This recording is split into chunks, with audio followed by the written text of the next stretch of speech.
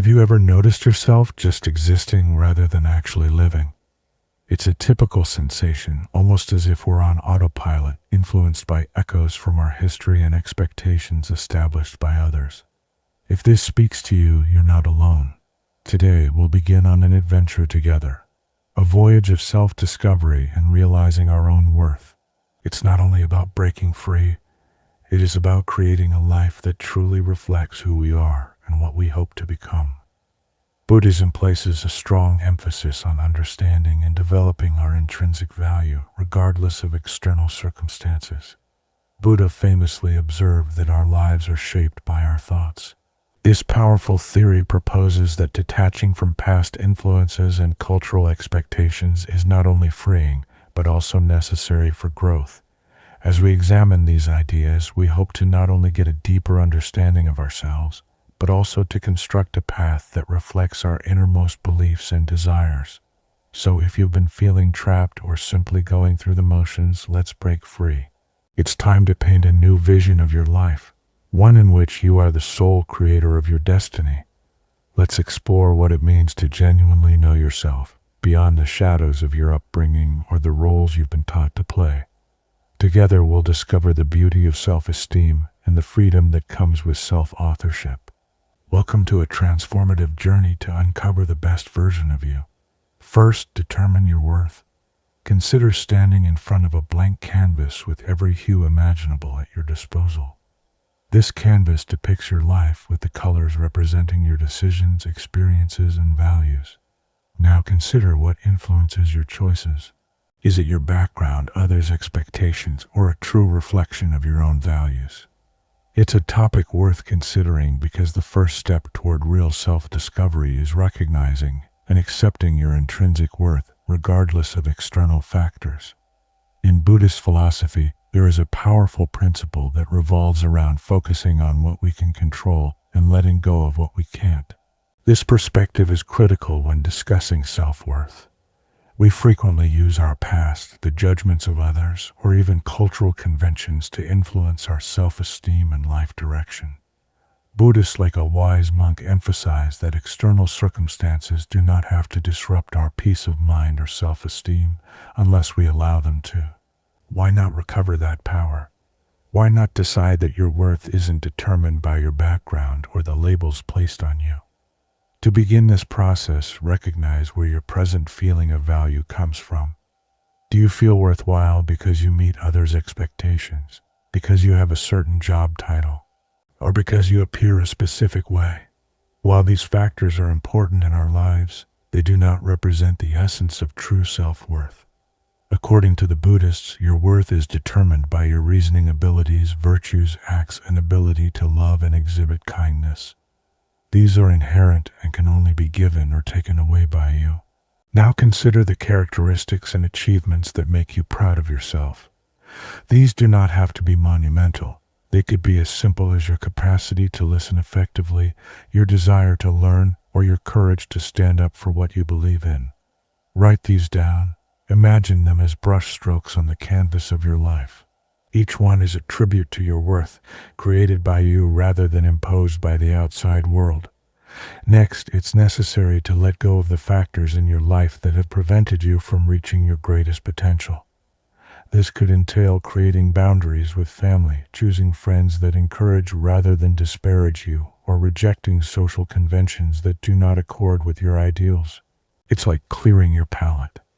To view the bright, real colors clearly, you must first eliminate the confused hues. Remember, as Buddha said, that you have control over your thinking, not external events. Realize this, and you will gain strength. Accepting your self-worth also entails forgiving oneself for previous faults. Consider them learning experiences that have helped you grow, rather than permanent blemishes on your character. This is not about forgetting your history, but about seeing it through the eyes of compassion and understanding. It acknowledges that, while the past has shaped you, it does not define you. Every day, reinforce your sense of self-worth. Practice affirmations that remind you of your innate worth. Engage in activities that will help you to demonstrate your values. Connect with others that recognize and value your authentic self. This persistent exercise will strengthen your self-esteem, making it less vulnerable to outside influences. 2. Face your anti-self. We all have that inner voice that whispers doubts and concerns, leading us to believe we are less capable, less worthy, or just not enough. It's like a shadow that follows us around, influencing how we perceive ourselves and our behaviors.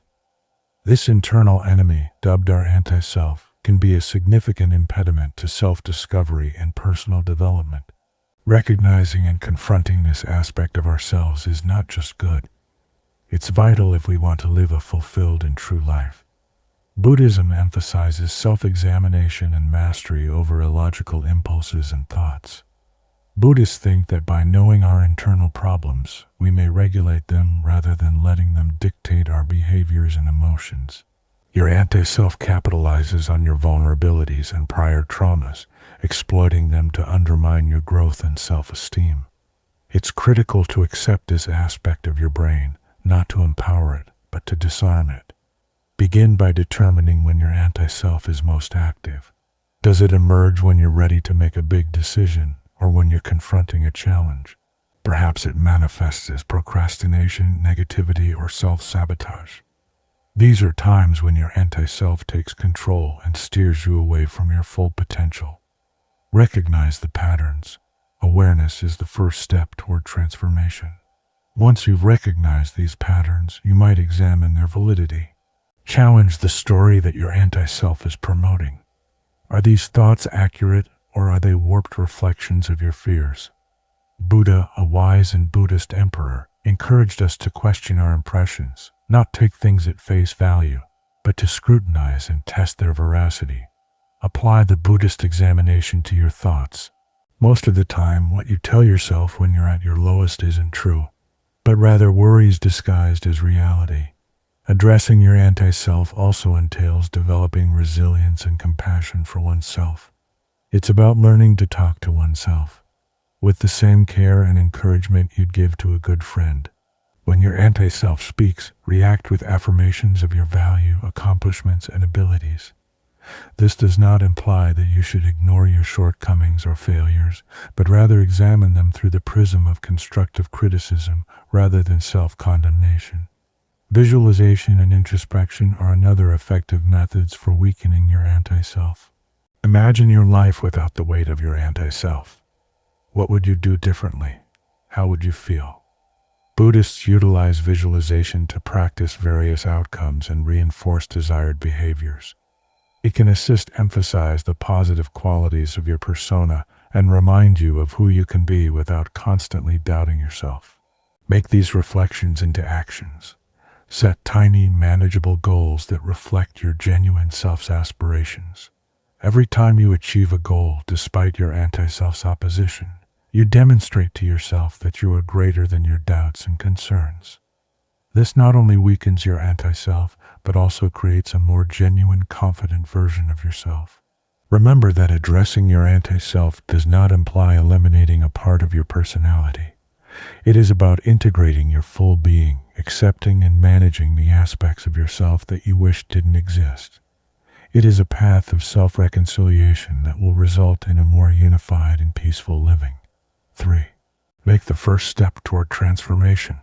Change is not limited to large leaps. Small, consistent steps are frequently used to gradually provide the groundwork for change. It's about making a conscious decision to direct your life in a way that is more in line with who you are and who you want to become. Now, making this shift is not always easy, especially when it involves changing long-held behaviors or confronting deeply set beliefs. However, even modest acts of daring can inspire enormous transformations. The Buddhists urge us to focus on what we can control, our ideas, decisions, and actions. These are your tools for change. Begin with what you can control directly. You can't always control the situations you find yourself in, but you can control how you react to them. This Buddhist principle serves to keep our efforts grounded in reality, ensuring that our energies are not wasted on the unchangeable, but instead directed toward actionable, meaningful areas. First, clarify what change means to you. Is it a professional change, a healthier lifestyle, or the development of stronger relationships. Whatever it is, be explicit about what you hope to achieve. Define your shift not only in terms of final outcomes, but also in terms of the habits and everyday actions that will get you there. This step is about establishing a clear direction, a road plan that will guide your decisions and actions moving ahead. Next, make a plan. This does not need to be a strict minute-by-minute schedule. Instead, consider it as setting intentions that will lead you throughout the day. For example, if your aim is to become healthier, your plan may include setting particular meal times, selecting healthier food selections, and arranging frequent exercise. The Buddhist technique of premeditation can help in this situation. Consider potential obstacles and devise strategies to handle them. This might be as simple as packing a nutritious lunch to avoid the temptation of fast food or scheduling a break from work to stretch. Now consider the habits that now shape your day. Which of these help you achieve your goals and which do not? It is critical to identify behaviors that may be impeding your growth and strive consciously to change them. This step of the process can be difficult because old behaviors are strongly ingrained. However, remember that the goal is growth, not perfection. Every minor adjustment you successfully implement is a win. It's also crucial to surround oneself with people who encourage you. Change can be challenging, and having a network of friends, family, or colleagues that understand and support your aspirations can be quite beneficial. Share your plans with them. Often, simply stating your intentions can help them feel more genuine and achievable. Consider finding out communities or groups that share your goals. For example, if you want to enhance your job, a professional network or mentor might provide vital advice and encouragement. Accept the Buddhist practice of reflection.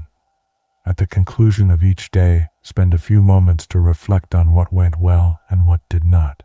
What obstacles did you encounter? How did you address them? What could you do differently tomorrow? This contemplation is about learning and adapting rather than judging oneself. It's about acknowledging your strengths and being open about where you can grow. Fourth, improve your social life. Imagine sitting in a cafe with friends, each talk a thread in a larger tapestry of shared experiences and mutual understanding. This setup isn't just for fun. It is an essential component of what allows us to thrive as humans. Our social connections do more than just fill our time. They nourish our souls, test our intellect, and strengthen our spirits. In today's talk, we'll look at how improving your social life may have a significant impact on your personal development and how Buddhist ideals can help us cultivate meaningful relationships.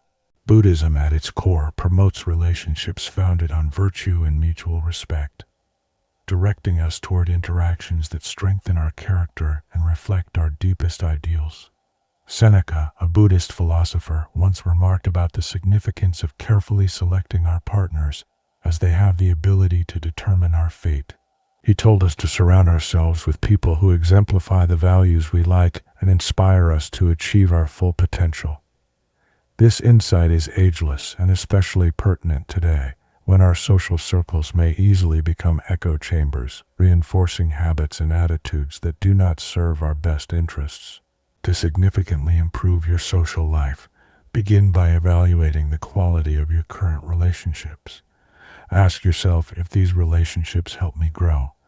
Do they motivate me to become a better person? Are these ties making me happier and more fulfilled? If not, it may be time to seek out new experiences that are more aligned with your unique beliefs and goals. This does not imply that you should abruptly take individuals out of your life, but rather gradually begin to spend more time with those who positively influence you. Next, actively participate in communities where you can meet like-minded people.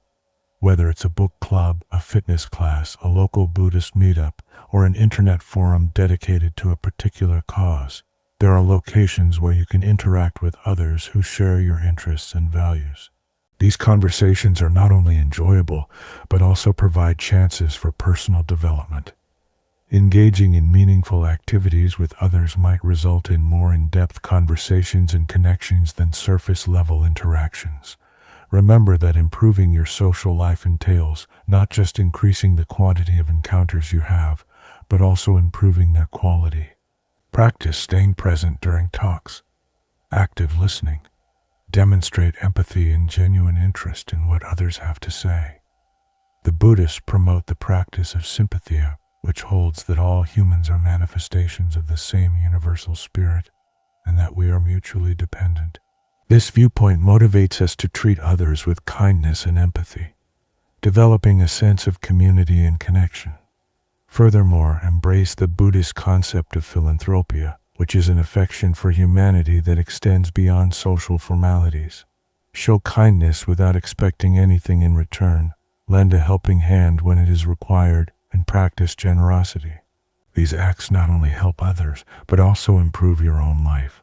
Creating a positive energy and goodwill loop has the potential to reshape your social landscape.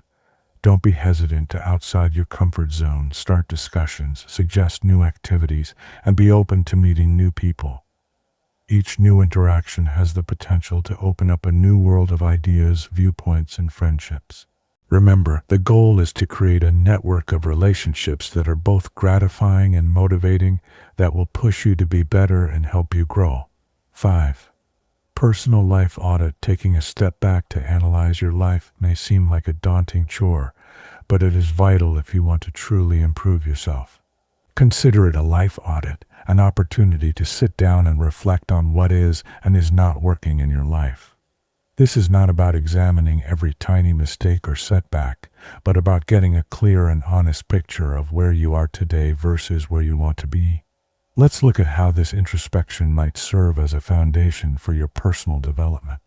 Buddhism teaches us the importance of reflection and self-examination, guided by its timeless wisdom.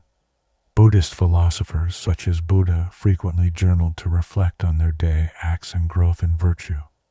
This practice is not solely about accountability. It's a powerful method to gain a better understanding of oneself and match one's life with one's principles. So, how do you start this personal audit? Begin by examining the many parts of your life: relationships, profession, health, personal development, and leisure, and asking yourself if they genuinely reflect your core values. Ask yourself if your relationships are enriching and supportive. Is my employment rewarding and in line with my own goals? Am I taking proper care of my physical and mental health? What am I doing to develop my mind and spirituality? How do I unwind and recharge? It is critical to approach these concerns openly and without judgment. Remember, this is not about criticizing yourself for not being perfect. It is about discovering chances for advancement. A Buddhist approach to this audit would involve focusing on what you can manage. You may not be able to change every facet of your employment or instantly fix a relationship, but you can alter your approach to these situations. For example, if you discover that your work is unsatisfactory, evaluate what parts you can change. Could you take on new projects or tasks that better align with your interests? What can you do to improve a troubled relationship by communicating more openly and demonstrating greater empathy? Once you've identified areas for growth, make specific targets. These should be specific, quantifiable, achievable, relevant, and time-bound. Smart. This strategy breaks down huge goals into smaller, more attainable tasks that you can take right away. For example, if you want to enhance your health, a good aim would be to walk 10,000 steps per day, 5 days a week for the next month. Reflecting on your own life entails acknowledging and appreciating what is already going effectively. This is not only about resolving issues, it's about leveraging your strengths. A Buddhist finds happiness not in expensive extravagances, but in modest virtues and the satisfaction of self-improvement. Celebrate the areas of your life that are thriving. Buddhists think that gratitude is a form of knowledge. Appreciating the good not only improves your well-being, but also reinforces the positive features. Please remember to review this audit on a frequent basis. Life changes, as do your aspirations and requirements. Set aside time, perhaps once every 3 months, to sit down and examine your progress. This regular check-in keeps you on track with your values and ensures that your life direction changes as necessary. The Buddhist practice of continual self-evaluation helps to solidify the habits and lifestyle changes you want to keep, with each review providing an opportunity to recalibrate and concentrate. Sixth, health and learning. When we talk about laying the groundwork for a fulfilling life, two key pillars constantly come up: health and continual learning. These are not simply aspects of a well-rounded life. They are crucial tools that allow us to realize our greatest potential. Let's look at why nurturing your body and mind is not only excellent practice, but also necessary for everyone who wants to live a life of purpose and vitality. The Buddhists placed a strong focus on maintaining physical and mental health, viewing them as responsibilities not only to ourselves, but also to our community and society as a whole. They recognize that a sound mind and a sound body is better equipped to practice virtue and wisdom. Think about it. Isn't it true that feeling physically healthy makes you more productive and positive? And when you're learning and growing intellectually, don't you feel more invigorated and involved with your surroundings? These states feed into a virtuous loop, enhancing one another and improving your quality of life. Starting with physical health, the goal is more than merely avoiding disease. It is about developing the vitality and stamina to face life's obstacles. Regular physical activity, a well-balanced diet, and enough sleep. These are all well-known health pillars, but consider them daily acts of self-respect rather than duties. Musonius Rufus, a Buddhist philosopher, maintained that frequent exercise is vital to retain the health and vigor required to carry out one's duties. So choose activities that you enjoy, such as yoga, running, or dance. Make them a part of your routine, not as a punishment or a health regimen, but as an expression of your body's abilities.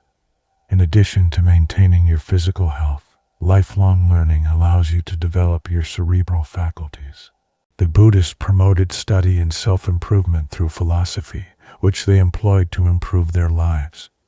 In our modern world, this translates to constantly expanding your knowledge and skills, whether by formal schooling, reading, or participating in new experiences. Learning keeps your mind sharp and adaptive, which is essential in this ever-changing environment. Furthermore, continuous learning promotes humility, an important Buddhist virtue. It reminds us that no matter how much we know, there is always more to learn. This mindset encourages curiosity and openness to new ideas, which is crucial for personal and professional development. Accept opportunities to learn new things, whether it's through a professional course, a new pastime, or simply reading about a topic that interests you. Each piece of knowledge deepens your character and broadens your worldview. However, the purpose of this quest of health and knowledge is more than just self-improvement. It is about preparing yourself to make a more meaningful contribution to the lives of others. Buddhism teaches us that we are all part of a broader community, and that our happiness and knowledge have far-reaching consequences. When you're healthy and well-informed, you're more equipped to lead, assist, and inspire people around you. So, I encourage you to see your health and education not just as personal aspirations, but as essential components of your contribution to the world. Maintain your body as the wonderful, capable mechanism that it is. Feed your mind with a rich fuel of information and see how your life changes not just inside, but also in the way you affect others. 7. Establish meaningful connections. Building strong, meaningful friendships is similar to growing a garden. Knowing what to cultivate and what to prune involves patience, effort, and some wisdom. Relationships, whether friendships, love engagements, or professional associations, are crucial not just for our satisfaction, but also for our personal development. Today, we'll look at how nurturing these connections may improve our lives, as well as how Buddhist ideas can help us build and maintain relationships that are not just gratifying, but also virtue-based. Buddhism emphasizes the value of community and the belief that people are basically social beings. Buddha, a philosopher, spoke extensively about humanity's interconnectedness and the significance of acting in harmony with others. This does not imply that all relationships must be ideal or that conflict should never arise. Instead, it implies that the connections worth pursuing are those that push us to improve and act with integrity. When we talk about making meaningful connections, we start by choosing people we spend our time with. Buddhists such as Seneca suggest picking companions who embody the qualities we admire and strive to, as these connections build our character. Look about you. Consider who motivates, inspires, and encourages you to be your best self. These are the ties worth investing in. They are the ones who will not only encourage you during difficult times, but will also openly enjoy your accomplishments. Investing in these connections entails more than simply spending time together. It requires a profound level of engagement. It entails being present physically, emotionally, and intellectually. Actively listen to what people are saying, demonstrate empathy and understanding, offer help without waiting to be asked, and accept help when offered.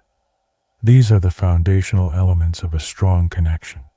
Furthermore, Buddhism teaches us not to avoid emotions, but to understand and handle them constructively. In your relationships, this entails being honest about your feelings and addressing disputes as they happen, rather than allowing resentment to grow. It entails having the courage to be vulnerable, to disclose your feelings and anxieties, and to let others truly know you. This kind of openness has the potential to convert good relationships into exceptional ones, forming bonds built on trust and respect. It's also important to recognize the importance of thankfulness in partnerships. Reflect on what each person offers to your life and express your gratitude openly.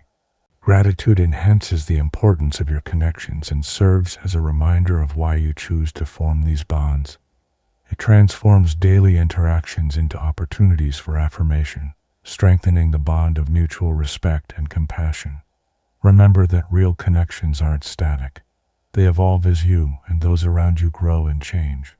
This indicates that, despite your best efforts, a relationship may no longer be appropriate for the individuals involved. Here, the Buddhist principle of accepting what you cannot change can be useful. If a relationship changes or ends, consider the benefits it brought into your life. Learn from the event and move forward gracefully. Finally, broaden the scope of your significant contacts outside your small social circle. Engage with your neighborhood, join in group activities that match your interests, and reach out to build new relationships. Each new person you meet might bring new ideas and experiences to your life, enriching it and helping you grow. 8.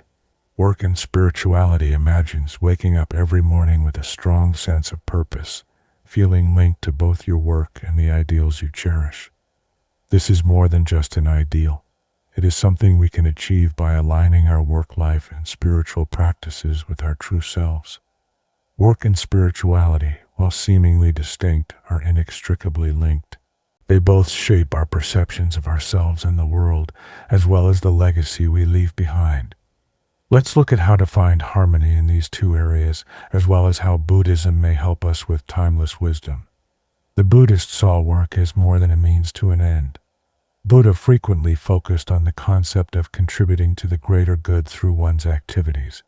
Work in this sense becomes a type of service, not just to others, but also to yourself, because it is a place where your abilities, effort, and discipline come together to create something worthwhile. Think about it. When your work reflects your ideals and passions, it is more than just a job. It satisfies a deeper desire for purpose and contribution. If you're feeling disengaged from your career, it may be time to reconsider. Ask yourself, does my employment match my values? Does it allow me to develop, contribute, and discover meaning? If the answer is no, think about the modifications you could make. Perhaps it's a shift in perspective, focusing on areas of your work that are in line with your ideals. Perhaps it's time to look into different options that better fit who you are. The Buddhists encourage us to make such decisions with clarity and courage, focusing on what we can control while embracing life's uncertainties with grace. Spirituality plays an equally vital role in achieving balance and fulfillment. Spirituality, according to the Buddhists, was about living in harmony with nature and acknowledging the interconnection of all things, rather than religious ideology. They believed that fostering inner attributes such as intelligence, courage, justice, and self-control was the pinnacle of spiritual practice. These values inspired them to live lives of purpose and endurance, regardless of the external conditions. Spirituality in today's world can take numerous forms, ranging from meditation and mindfulness to doing acts of kindness or reflecting on one's unique ideals. What matters is to find habits that ground you and connect you to something bigger than yourself. This might be a morning meditation to set the tone for the day, journaling about your goals and problems, or simply expressing appreciation for the possibilities and relationships in your life. The Buddhist practice of introspection is especially applicable here. At the conclusion of each day, reflect on your actions. Were they consistent with your values? Did they help you reach your personal and professional goals? This type of reflection not only strengthens your feeling of purpose, but it also allows you to start each day with a fresh focus and aim. Another method to reconcile work and spirituality is to explore how your activities benefit the larger good. Whether you're a teacher molding young minds, a builder constructing homes, or an artist inspiring via creativity, your effort has the ability to favorably affect others. Recognizing this greater significance can elevate even boring jobs to acts of service and connection. Do not underestimate the power of balance. Work and spirituality grow when given adequate attention. Overworking can lead to burnout, and ignoring your inner life can leave you feeling disoriented. Set limits to preserve your well-being and schedule time for spiritual practices. This balance is not static. It changes based on your needs and circumstances, but striving for it ensures that no part of your life is overlooked. 9. Build your team. Nobody accomplishes greatness alone. Think about it. Every significant success story you've heard has most certainly featured a team, whether it was a group of collaborators, mentors, friends, or even family members who provided support and direction along the journey. While we frequently celebrate individual accomplishments, the truth is that the path to success is firmly anchored in the relationships we form and the support networks we create. Today, we'll look at why it's so important to establish your team and how Buddhist wisdom may help you put together a group that empowers and inspires you.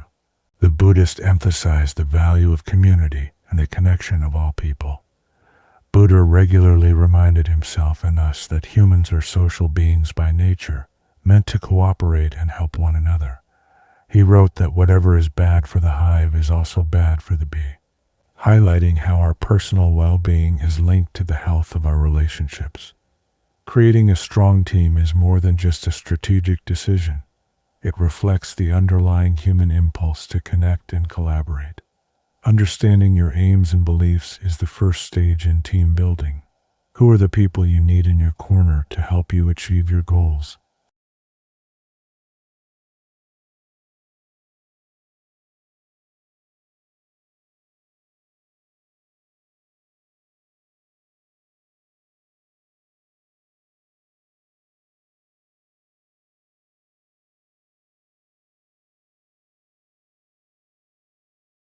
However, building a strong team requires more than just finding the right people. It's also about how you foster those relationships. True teamwork is based on trust, mutual respect, and open communication. Make an attempt to fully understand the folks you're working with. What are their key strengths, motivations, and challenges? Understanding their perspectives allows you to create an environment in which everyone feels respected and empowered to offer their full potential. One of the fundamental principles of Buddhism is justice, which entails treating people fairly and with love. Apply this to how you engage with your staff. Acknowledge their efforts.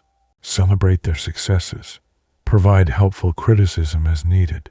When people feel valued and understood, they are more willing to go above and above. They do it not only for the team, but also for themselves. Building a team entails being choosy about who you let into your inner circle. Not everyone will share your beliefs or endorse your ideas, and that's fine. Do not be terrified. The Buddhists teach us to accept what is beyond our control, which includes letting go of relationships that no longer serve us or correspond with our growth. This does not have to be overly dramatic. It simply requires being deliberate with your energy and attention. Another important feature of a great team is diversity. Not only do they differ in origins or experiences, but also in viewpoints and ideals. Surrounding yourself with people who hold opposing viewpoints might help you to question your preconceptions and extend your perspective. This diversity of view encourages creativity and invention, propelling you and your team to new heights. Remember that teamwork requires both sides to contribute. Just as you expect support and encouragement, you should provide it in return. Be a dependable teammate, an attentive listener, and a source of inspiration. A wise monk believed that we are not separate individuals, but rather pieces of a larger whole, and our actions should reflect this interconnectivity.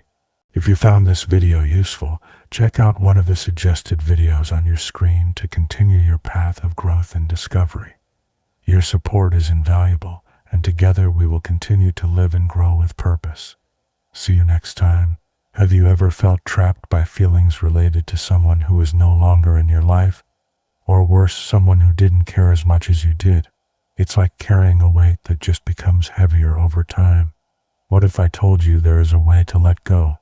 Not by becoming cold or apathetic, but by discovering clarity, tranquility, and strength within you. The Buddhist felt that clinging to emotions was equivalent to clutching onto a burning flame. The harder your grip, the worse it hurts. Today, I'll give you 5 important Buddhist precepts to help you emotionally detach. Not stop caring, but care wisely.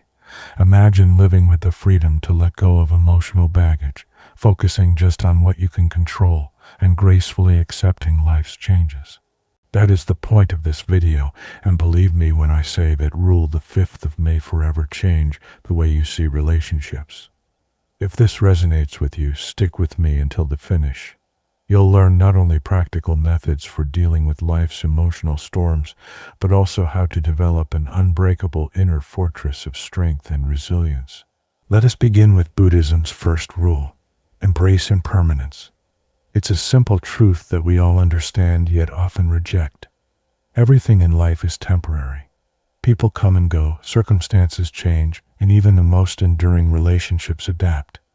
Buddha, one of history's greatest Buddhist philosophers, stated that loss is nothing more than change, and change is nature's delight. Think about it. How many times have you clung to something or someone, only to realize that the tighter you grip, the faster it slides away? It's like trying to grasp sand on the beach. The more we oppose change, the more suffering we cause ourselves. I recall a friendship I'd had for almost a decade. We revealed everything. Our dreams, our worries, and those late-night serious chats. However, as time passed, our priorities moved, and the emotional connection we had shared began to disappear. I initially fought it. I tried to revive our relationship by reaching out more and making an extra effort, but it seemed like clinging to something that no longer fit. I discovered calm only after accepting the relationship's impermanence. The friendship had served its function in that stage of my life, and it was time to let it go. This was not about giving up. It was about valuing what we had and acknowledging that all relationships are fleeting. This is an easy practice for you. Take a moment to focus on a changing relationship or situation in your life. Instead of opposing it, write 3 things you're grateful for about it, followed by this: I let go with calm, understanding that it is part of life's natural flow. When we realize that nothing lasts forever, we are free to truly enjoy the moment. This brings us to the next Buddhist rule: controlling your emotions via reasonable thought. Emotions can seem overwhelming, don't they? Sadness, anger, and frustration seem to appear out of nowhere and take over. But here's the deal. Buddhism tells us that emotions are not real. They're the result of our thinking, how we interpret the events around us. Imagine this. You convey a genuine message to someone you care about. Hours pass and there is no response. What is your initial thought? Many of us wonder if we said something incorrect. Are they furious with me? Then follow the feelings: anxiety, irritation, and even fury. But what's actually going on here? Buddha tells us that you have influence over your thinking, not external events. Realize this and you will gain strength. The truth is, a lack of response means nothing until you give it significance. What if the person is simply busy or their phone died? By questioning your first reaction, you regain control of your emotions. I have been there myself. I once texted a good buddy during a difficult period, pouring out my emotions. When hours passed without a response, my mind spiraled. Did I insult anyone? Did they actually care? By the end of the day, I'd convinced myself that our friendship had ended. The following day, my friend contacted, entirely oblivious of my inner turmoil. They had just finished a busy day. It was a sobering experience that reminded me of Buddha wisdom. The soul is dyed with the hue of its ideas. Here's an activity to try if your emotions become overwhelming. Pause and ask yourself 3 questions. What are the facts? What story do I tell myself? What's a more balanced viewpoint? Write down your answers. You'll be astonished at how much clarity this provides. Mastering your emotions entails understanding them rather than denying them. Once you have this clarity, you may move on to the following rule. Practice negative visualization. This could seem unusual at first. Why would anyone want to think about losing something or someone they love? Negative imagery, however, is one of Buddhism's most potent techniques. It is not about being pessimistic. It's about getting your mind ready for life's inevitable adjustments. Consider a loved one going away or a relationship changing. Avoid dwelling on loss by picturing your life without them. However, in order to enjoy their presence even more, Seneca deprives contemporary afflictions of their potency. Who knew they were coming? I recall when my best friend initially told me they were moving overseas. The notion of losing their daily presence was painful, yet instead of protesting, I accepted it. I pictured life without them, how I would adjust, and how I would still value our connection from a distance. When the relocation eventually occurred, it was not simple, but I was prepared and I enjoyed every time we had together before they departed. This is your next practice. Every day, jot down 1 item you are grateful for. Then imagine life without it. This is not about instilling terror. It's about developing a deeper appreciation for the now. Negative visualization builds resilience and encourages you to appreciate what you have.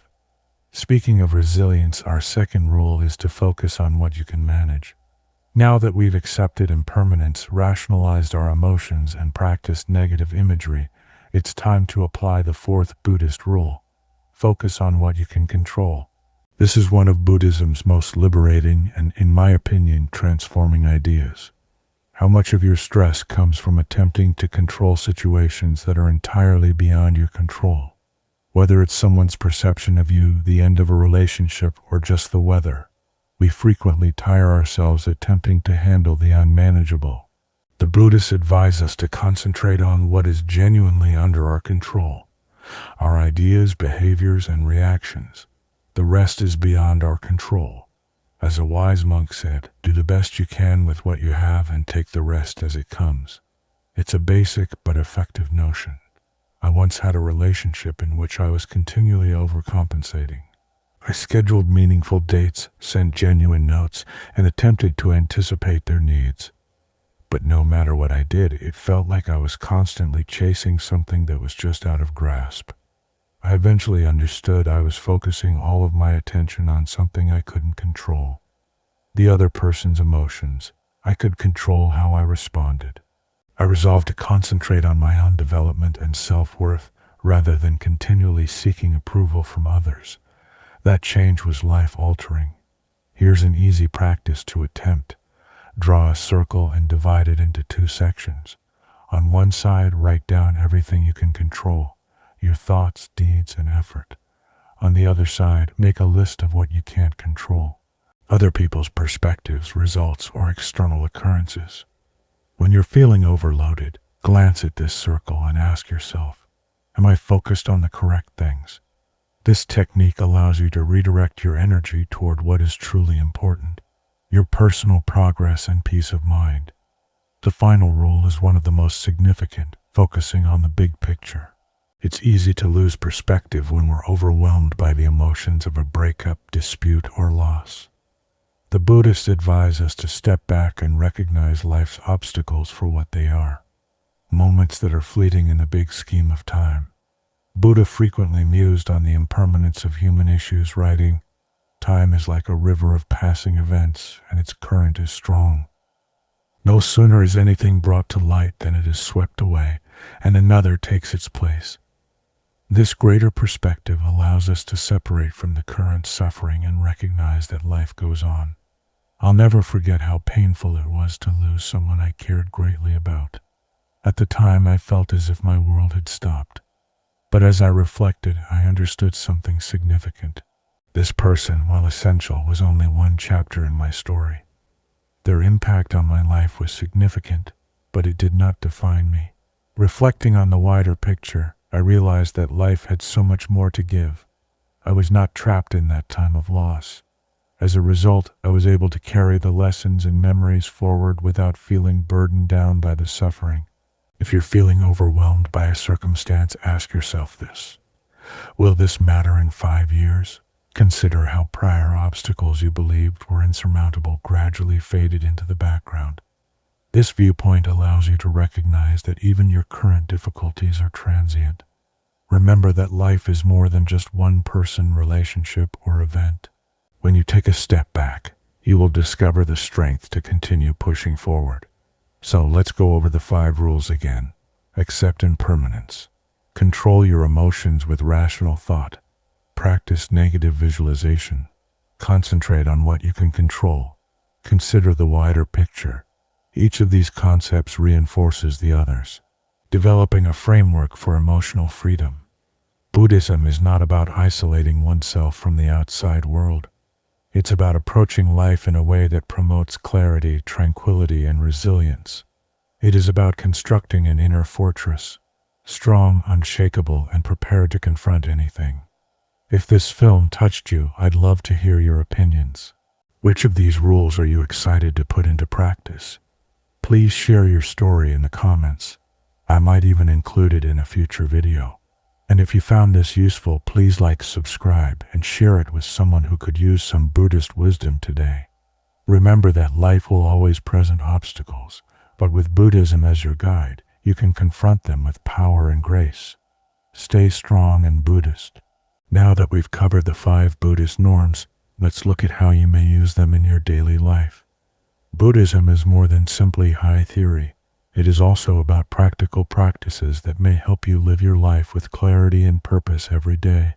Morning reflection is one of the most effective ways to start the day. Buddha frequently began his day by reminding himself of the difficulties he may face, writing, "When you wake up in the morning, tell yourself that the people I deal with today will be meddling, ungrateful, arrogant, dishonest, jealous, and surly." At first impression, this seems bleak, doesn't it? But it's actually liberating. This exercise equips your mind to confront each day with acceptance and resilience. Instead of being surprised by challenges, you address them calmly and clearly. Here's a practice you can do. Every morning, write down 3 potential challenges you may face. It could be a challenging conversation, a hard chore, or simply feeling tired. Then describe how you plan to respond, not with frustration, but with knowledge. This one act can change your outlook for the rest of the day. Take a break in the middle of the day when life becomes stressful. The Buddhists thought that taking a step back from the chaos allows you to view things for what they really are. Buddha referred to this as the ability of retreating into yourself. When was the last time you allowed yourself to simply halt, breathe, let go of the noise, and reconnect with your inner self? This simple habit can help you stay in the present moment. Here's how to include this into your daily routine. Set a reminder on your phone to pause for only 2 minutes. Close your eyes, take 3 deep breaths, and ask yourself, what is under my control right now? Seneca recommended that every night before going to bed, we should ask ourselves, what weakness did I overcome today?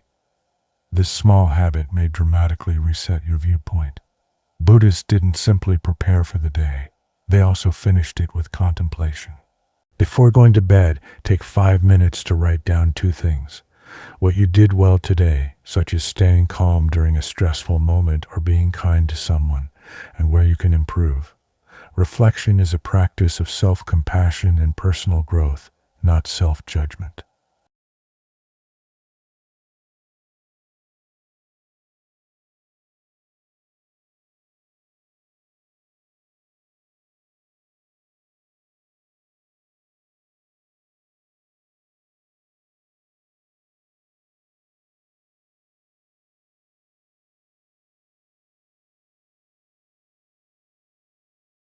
When it comes to relationships, one of the most challenging things is to recognize what is under your control. You can't make someone esteem you, love you, or treat you the way you deserve, but you can choose how you respond. In a problematic relationship, ask yourself if you're attempting to control the other person.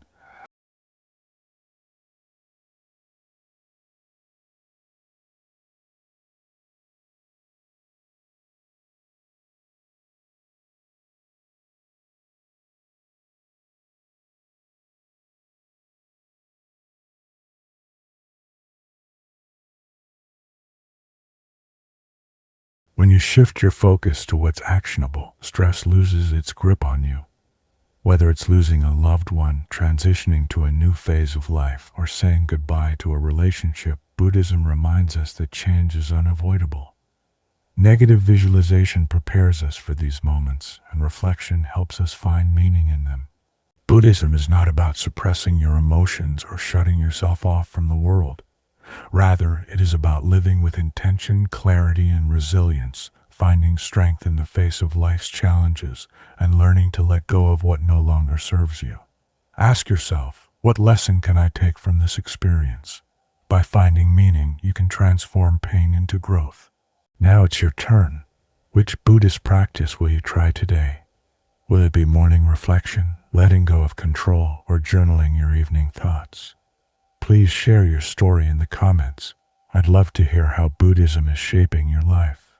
Don't forget to subscribe for more Buddhist wisdom and practical insights. We'll build an inner fortress strong enough to weather any storm. Stay strong and stay Buddhist. Let's take a moment to revisit one of Buddhism's simplest but most profound truths, the power of starting small. It's easy to believe that personal growth requires drastic, life-changing actions, but the greatest transformations often come from small, consistent practices that you can incorporate into your daily routine. Consider how many days you've wasted due to distractions or stress. What if you could reclaim those moments by setting a clear intention each day? Buddha, one of the most disciplined Buddhists, used his journal to reflect and prepare for each day, writing, "You could leave life right now." Every morning, take a few moments to write one or two intentions for your day, whether it's to stay calm during a stressful meeting or to choose gratitude when things don't go your way. Allow that to influence everything you do, say, and think. It may sound harsh, but it's actually a reminder to focus on what truly matters. It's not about being perfect. It's about making a conscious effort. Begin your day with this intention. Today, I will approach challenges with patience. When the kids are late or the coffee spills, take a deep breath and remember your goal.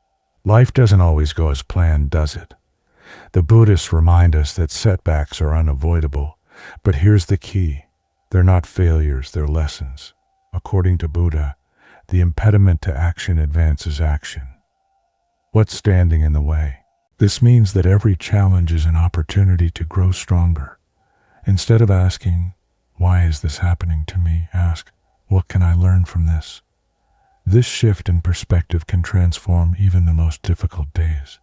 Whenever you face a setback, take a moment to write about it. Ask yourself 3 questions. What happened? The Buddhists believe that true happiness comes from appreciating the simple things in life, not from material wealth or external success. This practice helps you turn obstacles into stepping stones for growth. According to Seneca, true happiness is to enjoy the present without worrying about the future. When was the last time you truly savored a quiet moment? It's easy to get caught up in chasing the next big thing, but Buddhism teaches us to slow down and find contentment in what's already here. Here's a practice to bring more joy into your day. Take a 10-minute gratitude walk, looking around and noting 3 things you're grateful for. The Buddhists remind us that we can't control how others act, but we can control how we respond to them. This can be as simple as noticing the fresh air or the sound of laughter. Relationships can be a source of both joy and pain, and the Buddhists remind us that we can approach conflicts with compassion and let go of the need to always be right. A wise monk once said, "We have 2 ears and 1 mouth so that we can listen twice as much as we speak." The next time you're in a conflict, pause and ask yourself, am I really listening? Or am I just waiting to respond? Choosing empathy over ego strengthens your connections. Before responding in a difficult conversation, pause and take a deep breath.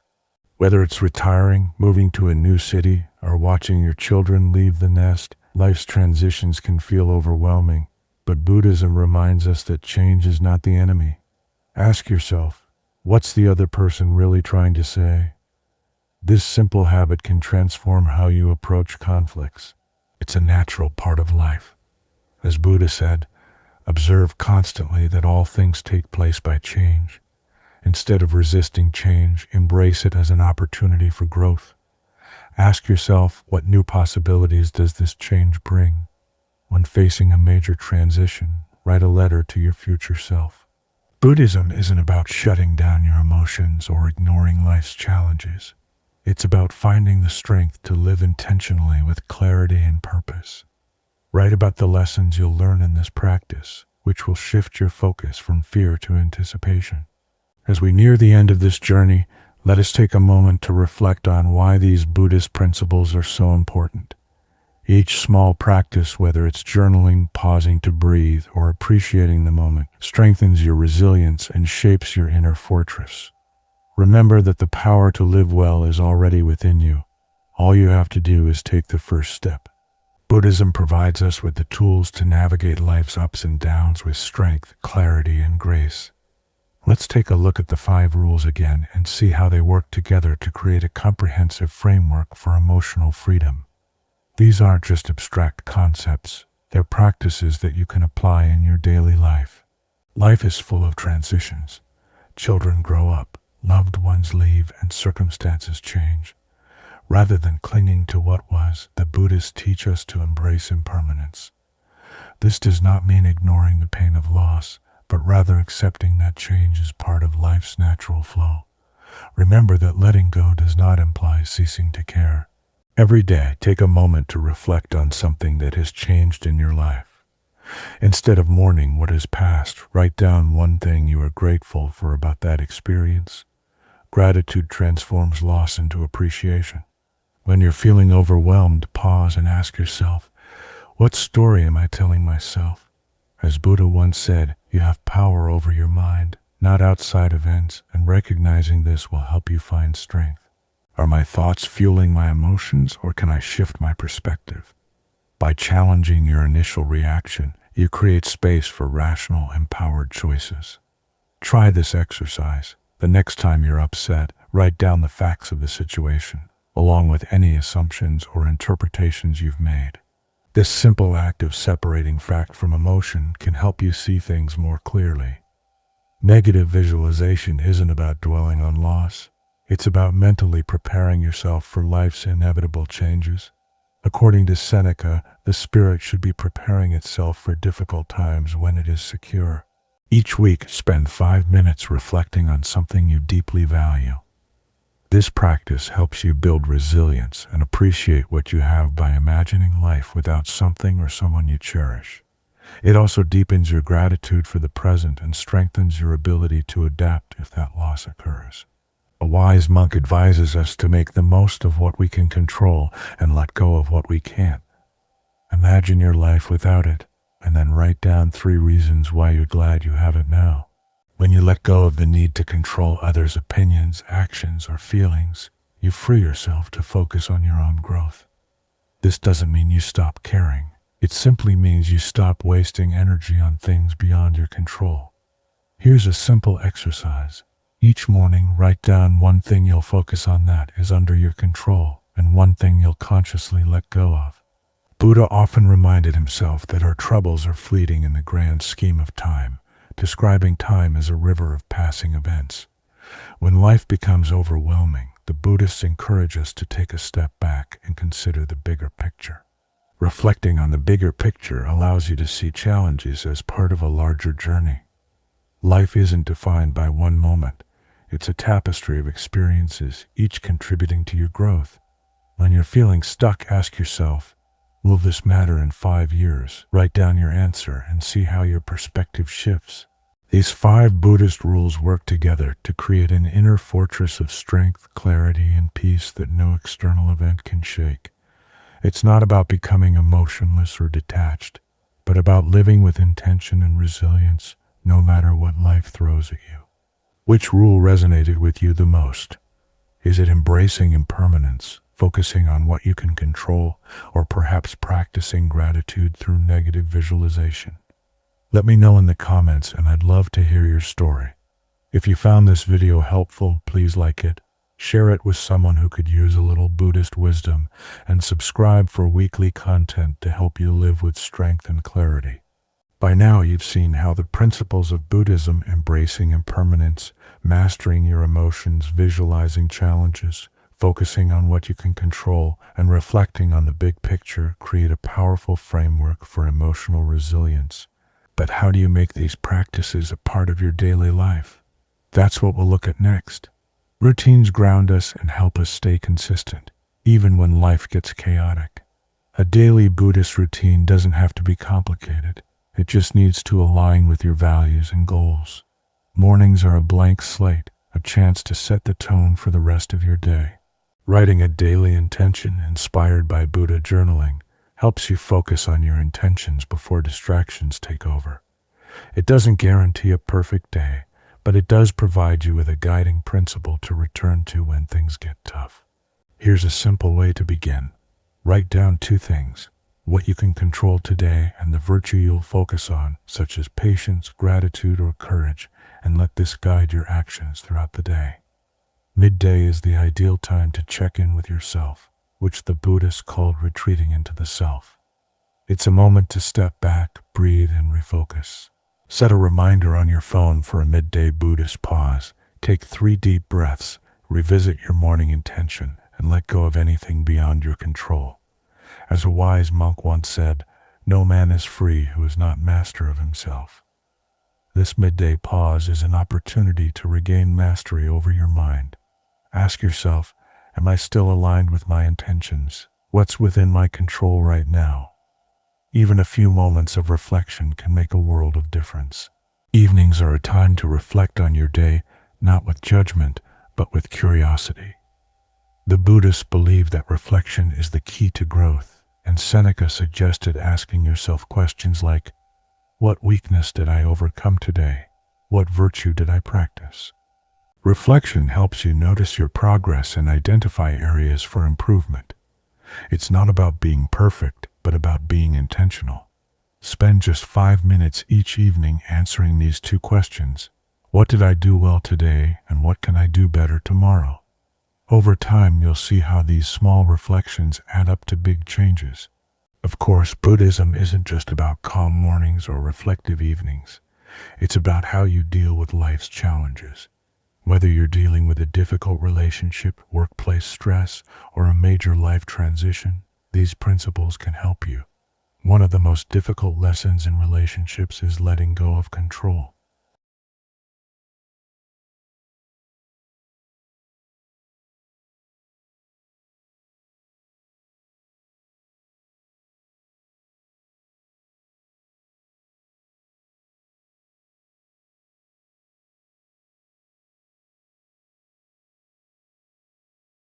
In the workplace, stress and criticism are unavoidable, but Buddhism teaches us to focus on what we can control: our effort, attitude, and willingness to grow.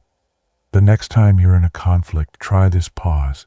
Take a deep breath and truly listen before responding. This simple act can transform how you approach disagreements. As Buddha once said, if it is not right, do not do it. If it is not true, do not say it. Apply this to your work, act with integrity, and let go of outcomes beyond your control. When you stop taking criticism personally and see it as an opportunity for growth, stress loses its grip on you. Every day, write down 1 piece of feedback or challenge you faced at work, then reflect on how you can use it to grow. This mindset shifts your focus from defensiveness to empowerment. Transitions can be tough, whether it's a new job, a move, or a shift in your family dynamics, but the Buddhists remind us that change is the nature of life. Buddha wrote, "Observe constantly that all things take place by change. Instead of resisting it, embrace it and change it." By shifting your focus, you can transform uncertainty into possibility.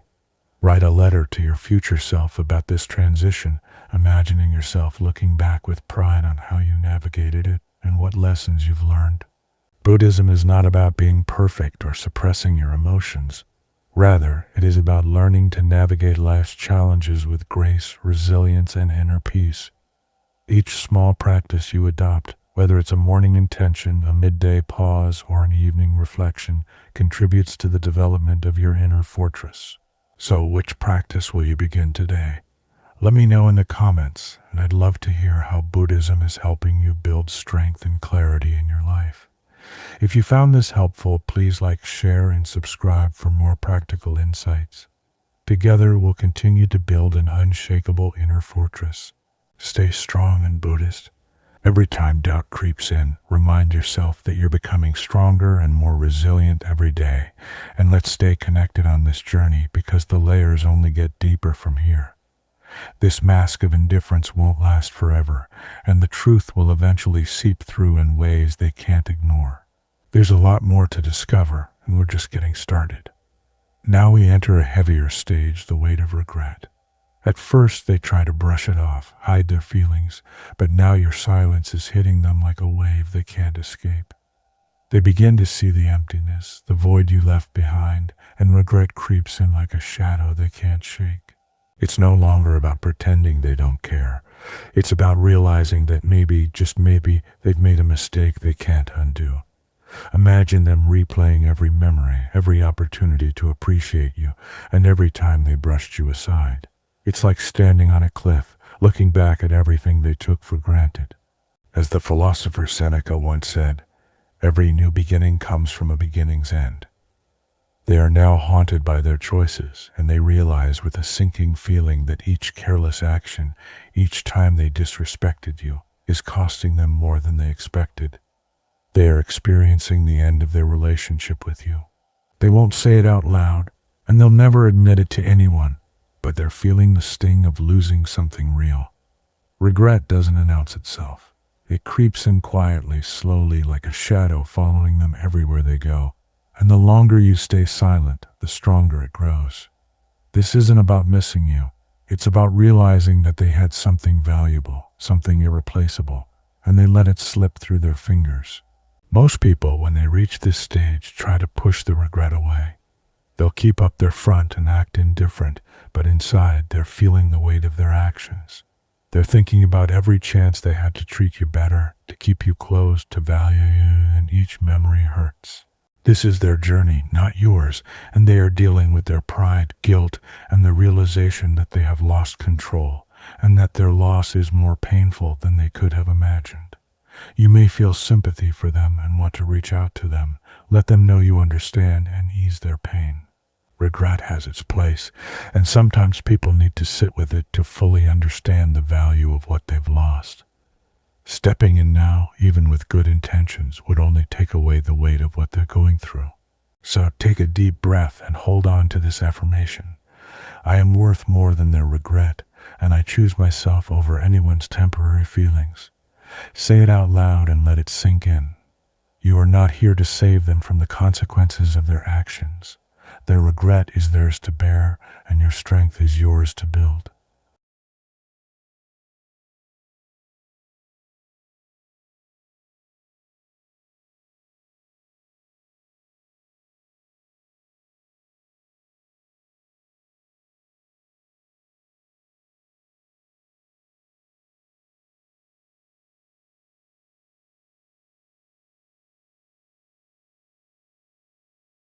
And if you're still here, if you felt these words resonate with your own experience, please take a moment to let me know where you're at on this journey. Have you taken that leap into silence? Or are you still holding on, wrestling with doubts? Drop a "keep it up" in the comments if you're staying strong, because this journey is as much about building yourself as it is about them realizing what they've lost. Stay tuned because we're not done yet. The next phase is about facing the masks, the substitutes, and what happens when they try to fill the void you left behind. So let's keep going. Okay, let's keep moving deeper into this journey. So now they're feeling that weight of regret. But instead of facing it, instead of really sitting with that discomfort, they may try a shortcut. And what do? They start looking for someone new, hoping to fill the gap you left, to replace that presence with a quick fix. This stage can be difficult for you to witness, especially if they're flaunting it, as if you were just another chapter in their life. But don't be fooled. This isn't about moving on, it's about escaping. Imagine putting a bandage over a deep wound. They're not healing, they're covering it up, hoping that a new connection will numb the ache. They're looking for a distraction, anything to make them forget. But that's all it is, a distraction. The presence of someone else can't replace the presence they lost with you, and they know it deep down. They're using this person as a mask to avoid facing their own feelings, hoping that if they stay busy and move on, the emptiness you left won't catch up with them. This attempt to replace you is more of a coping mechanism than a real connection. They're trying to convince themselves, and perhaps even you, that they're fine, that they're happy, that they've moved on. But true connection isn't something you can swap out like an accessory. It's not about finding someone new to fill a void. When we lose something meaningful, our first instinct is often to find a substitute, something that fills the space without requiring us to change or grow. However, it's like trying to fit a puzzle piece that doesn't belong. It may look fine from a distance, but up close they can feel the emptiness it's covering up. This isn't about you. It's about their inability to sit with their own discomfort. They may go out more, post on social media, and show off their new connections as if they're living their best life. But keep in mind that they're hiding behind this show, hoping to convince themselves that they've moved on from you. But it's just a show, and the deeper truth is that you can't replace something real with something temporary. They're putting up a front to shield themselves from the sting of regret, but inside they're struggling with the emptiness that new faces and temporary distractions can't cure. Seeing this, you might start to doubt your own worth. You may wonder if you meant anything at all, if it's so easy for them to replace you. But keep in mind that this isn't a reflection of you. It's a reflection of their fear. They're afraid of confronting the void you left behind. They're afraid of the silence, so instead of confronting it, they run to someone new, hoping that person can fill the space that only you once did. If you need an affirmation, keep this one close. I am irreplaceable. My value cannot be duplicated or substituted. Say it with conviction every time doubt creeps in.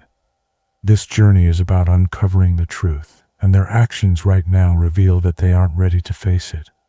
Some people would rather cover their pain with a temporary fix than confront the true loss. They'll hide behind someone new, hoping the emptiness will fade, but it never does. If they don't come to this realization on their own, you'll know deep down that they were never capable of fully valuing you in the first place. So you hold on to that affirmation, reminding yourself that their actions don't define your value. If they're running to someone new, let that be their journey, their coping mechanism, their distraction, because the truth of a real connection is that it can't be swapped out. And every time they try, every time they look to someone else to fill the gap, they're reminded of what they lost. It's like trying to cover a wound without allowing it to heal. And no matter how hard they try to ignore it, the ache of that emptiness will follow them. As philosopher Elaine de Botton once said, people only become truly interesting when they start to rattle the bars of their cages. Instead of breaking free from the cage of their own denial, they're staying inside it, hoping that a new face will distract them from the truth. They're avoiding the discomfort, refusing to recognize the value of what they've lost. And that's their journey to take, not yours. Now we're entering a new phase, the unraveling. This is when things start to break down for them and reality begins to set in. They thought they could keep going as if nothing had changed, but without the stability you provided, without the constant reassurance of your presence, their world begins to crack. You weren't just someone who showed up. You were their anchor, their constant, the foundation they unknowingly relied on. Now that foundation is gone and the cracks are beginning to show. It's as if they're trying to hold water in their hands, but no matter how tightly they squeeze, it slips away. At this point, they may feel like they're holding things together, but beneath the surface, there's no water. It's all coming undone, and the distractions they're using to fill the void are starting to feel empty and meaningless. They're realizing that the world they created without you isn't as solid as they once believed. In the quiet moments, they begin to feel that emptiness even more. Their friendships may become hollow, or their daily routines may lose their meaning. There is a sense of restlessness and a lack of focus because they no longer have that sense of stability you brought into their lives. You grounded them, even if they never realized it.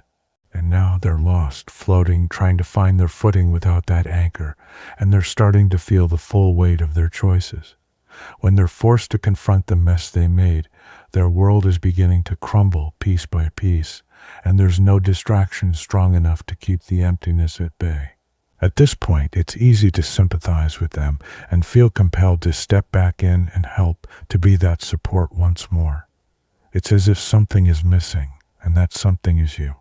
But remember, this is their journey, and they need to experience this unraveling, this realization without you swooping in to save them.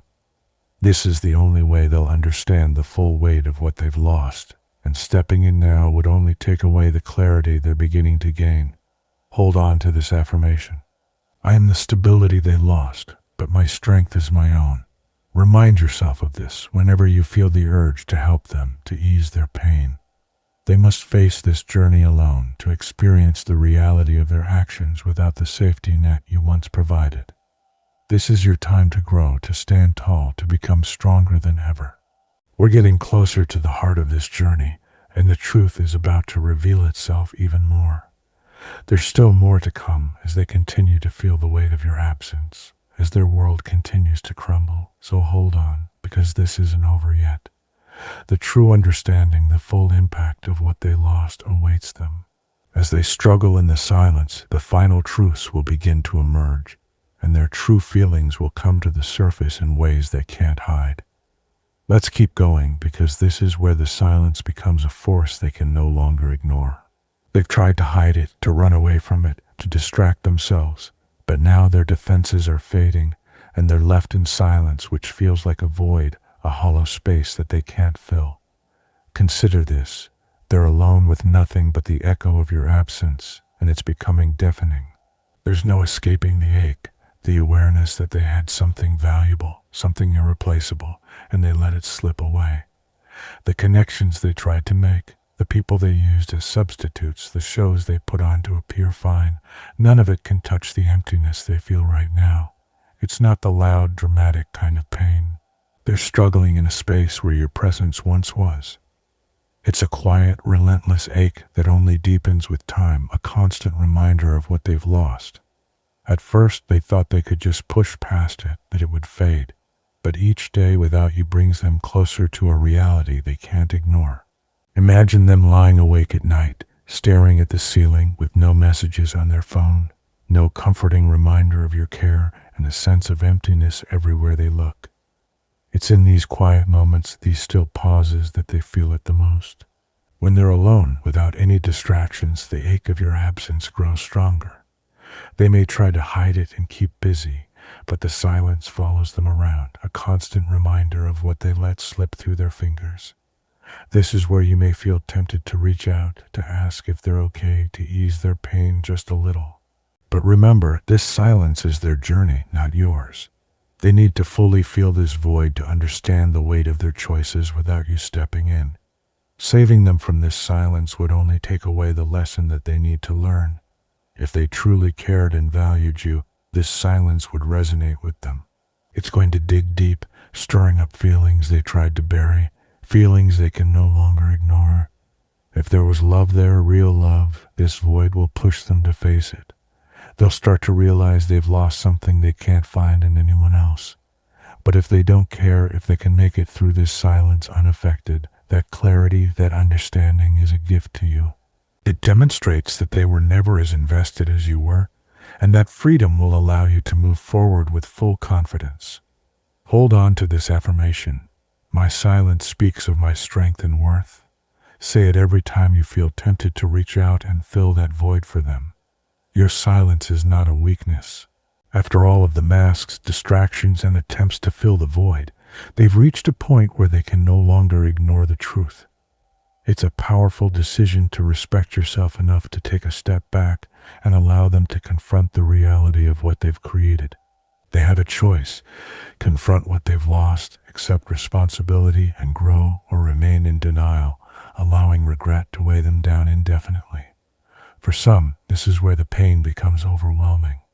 They spiral, weighed down by guilt, by the loss of something they now realize was irreplaceable. They begin to see that the regret, emptiness, and ache isn't going away. It's a permanent feeling, a constant reminder of what they let go, and every attempt to move past it only brings them back to the same realization. They lost something real, something they'll never find again. Others, on the other hand, may take a different path and see your absence as a wake-up call, a moment of clarity. Buddha words ring true when they realize they have a chance to confront what they have lost, to understand where they went wrong, and to become a better version of themselves. It's like coming to a fork in the road. They can either let the regret consume them or use it as a moment of growth. Your silence was their wake-up call, forcing them to choose between evolving or remaining stagnant. If they succeed, it's because they've allowed themselves to learn from their mistakes. If they fail, it's because they're unwilling to confront the truth of their own actions. And here's the beauty of this final stage. Whatever path they choose, you're no longer bound by it. You've done your part by stepping back and allowing them to face their own reality. Their journey, their growth, or lack thereof, is no longer your responsibility. You've given them the space to confront themselves, grow, or remain the same. But you've grown. You've reclaimed your strength, your worth, your independence. So for this final affirmation, take a deep breath and say, I am free now. You're entering a new chapter, one in which your value isn't dependent on someone else's recognition, and your strength isn't defined by anyone's acceptance. You've emerged from this journey with clarity, confidence, and a new understanding of your own worth. Whether they realize it or not, you've gained something far more valuable: self-esteem, strength, and independence. As you move forward, you're free to create a life that reflects your true worth. When we are hindered, disturbed, or grieved, we should never blame it on others, but rather on ourselves, that is, on our own perceptions of things. Thus, death is not a terrible thing, otherwise Socrates would have thought it was. It is the activity of an uninstructed person to reproach others for his own misfortunes, of one who enters into instruction to reproach himself, and of one who is properly informed not to reproach anyone or himself. They waste the day in anticipation of the night, and the night in fear of the dawn. He is a wise man who rejoices over what he has rather than laments what he lacks. If there are gods, but they are unjust, you should not worship them. If there are gods, but they are just, they will welcome you based on the virtues you have lived by. If there are no gods, you will have lived a noble life that will be remembered by your loved ones. To truly escape harassing situations, you need to be a different person, not just a different location. A wise man is content with his lot, whatever it may be, and does not wish for what he does not have. True happiness is to enjoy the present moment without worrying about the future, and to be content with what we have, which is enough. For what prevents us from saying that the happy life is to have a mind that is free, lofty, fearless, and steadfast, a mind that is placed beyond the reach of fear and desire, that counts virtue as the only good, baseness as the only evil, and all else as a worthless mass of things that come and go without increasing or diminishing the highest good, and neither subtracting nor adding to the happy life. A man thus anchored, whether he wishes it or not, must be accompanied by perpetual cheerfulness and a deep joy that comes from within, because he delights in his own resources and craves no joys bigger than his inner joys. When someone wrongs you, ask yourself why he did it. If you understand his concept of good and evil, you'll feel sorry for him and stop being surprised or angry. If his concept is similar to yours, you'll have to forgive him because you'd have done the same thing in similar situations. However, if you do not share his views on good and evil, you should be able to accept the wrongdoings of someone who is confused and morally unsure. Wealth is defined as having few wants rather than many goods. Don't only describe your ideology, embody it. First, tell yourself who you want to be, and then do what you need to do. If you allow yourself to be troubled by someone who has the ability to irritate you, that person becomes your master. Circumstances do not form a man. They only reveal him to himself. Don't try to control events. Instead, learn to accept things as they come, and everything will be okay. God has entrusted me with myself, and no man is free unless he is master of himself. A man should live in such a way that his pleasure depends as little as possible on external factors. Do you not know that a good man does nothing for the sake of appearance, but rather to have done the right thing? If you live in harmony with nature, you will never be poor. If you live according to others' opinions, you will never be wealthy. All brutality stems from weakness. Nothing, in my opinion, better demonstrates a well-organized mind than a man's capacity to stop right where he is and spend some time in his own company. A gift is defined by the giver's or doer's intention, rather than the act itself. You behave as mortals in all that you fear, and as immortals in all that you desire. If a man does not know to which port he is sailing, no breeze is favorable. You live as if you were destined to live forever, with no regard for your frailty. You squander time as if you drew from an endless supply, oblivious to the fact that the day you bestow upon someone or something could be your last. The color of one's thoughts becomes dyed into the spirit. How much time does he save by not looking at what his neighbor says, does, or thinks, but rather at what he does himself to make things good and holy? Begin each day by telling yourself that you will be met with interference, ingratitude, insolence, disloyalty, ill will, and selfishness, all of which are caused by the offender's ignorance of what is good or evil. For my part, I have long recognized the nature of good and its nobility, the nature of evil and its meanness, as well as the nature of the culprit himself, who is my brother. Not in the physical sense, but as a fellow creature similarly endowed with reason and a share of the divine, none of those things can injure me. Nobody can implicate me in what is degrading, nor can I be angry with or fall foul of my brother, because he and I were born to work together, like a man's 2 hands, feet, eyelids, or upper and lower rows of teeth. To obstruct one another is against nature's law, because annoyance and dislike are both forms of obstruction. If someone informs you that a certain individual speaks negatively of you, do not make excuses, but instead respond, "He was unaware of my other flaws." Otherwise, he would not have highlighted them alone. Living in resentment and disdain for the world around us appears to do more harm than good. The world we live in, its past and present, its people, and the rise and fall of its cultures and practices are all the way they are, and they are not the way we personally want them to be. When we resist the reality of the world around us and instead project our expectations onto it, we are often met with a certain level of internal resentment. The Buddhist principle of amor fati teaches us to love fate and all that it brings, and to accept that the world is what it is, not what we want it to be. The greater the gap between reality and our expectations, the greater the resistance which can lead to suffering. After all, fate has given us the ability to live and experience life.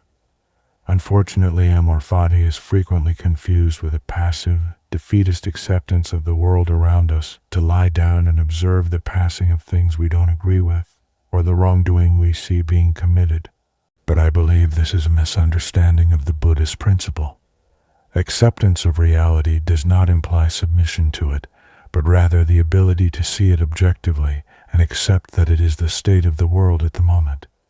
It is the ability to see things around us clearly, not through the lens of our own biases and expectations. By doing so, we gain a better understanding of the reality of the situations we find ourselves in, free from the lens of our own biases and expectations. This allows us to see what is within our control and what is not, and then use that control to effect positive change in ourselves and, if possible, the world around us. It is all too easy for us to pass judgment from our own perspective, but it is a very different thing to try and put yourself in the shoes of the wrongdoer and try to understand what hardships they have gone through, what burdens they may be carrying, or how life has treated them leading up to the moment which you found so offensive. Most individuals are attempting to do the best they can with what they have. And while we are all accountable for our actions, there is frequently a line to draw between a person's experience and their behavior. To me, one of the great ironies of life is a man's desire to find comfort, to remove all sources of hardship and suffering in favor of comfort when applied to our core needs such as food, shelter, security, and companionship. Comfort and stability make sense to me, but when it extends to every corner of our lives, comfort and the removal of all hardship appears to bring its own brand of hardship. Excessive comfort appears to risk the opposite of putting ourselves into the unknown, expanding our comfort zone, and learning to deal with the adversity that comes with it. It erodes our resilience to hardship and can breed purposelessness, apathy, sloth, and the host of limitations that come with a shrinking comfort circle.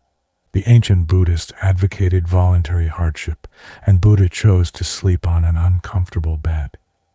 It appears to me that one of the lesser considered challenges of modern life is to strike a balance between the comfort that comes from meeting our basic needs and the voluntary hardship that is required to keep that comfort from softening our resolve.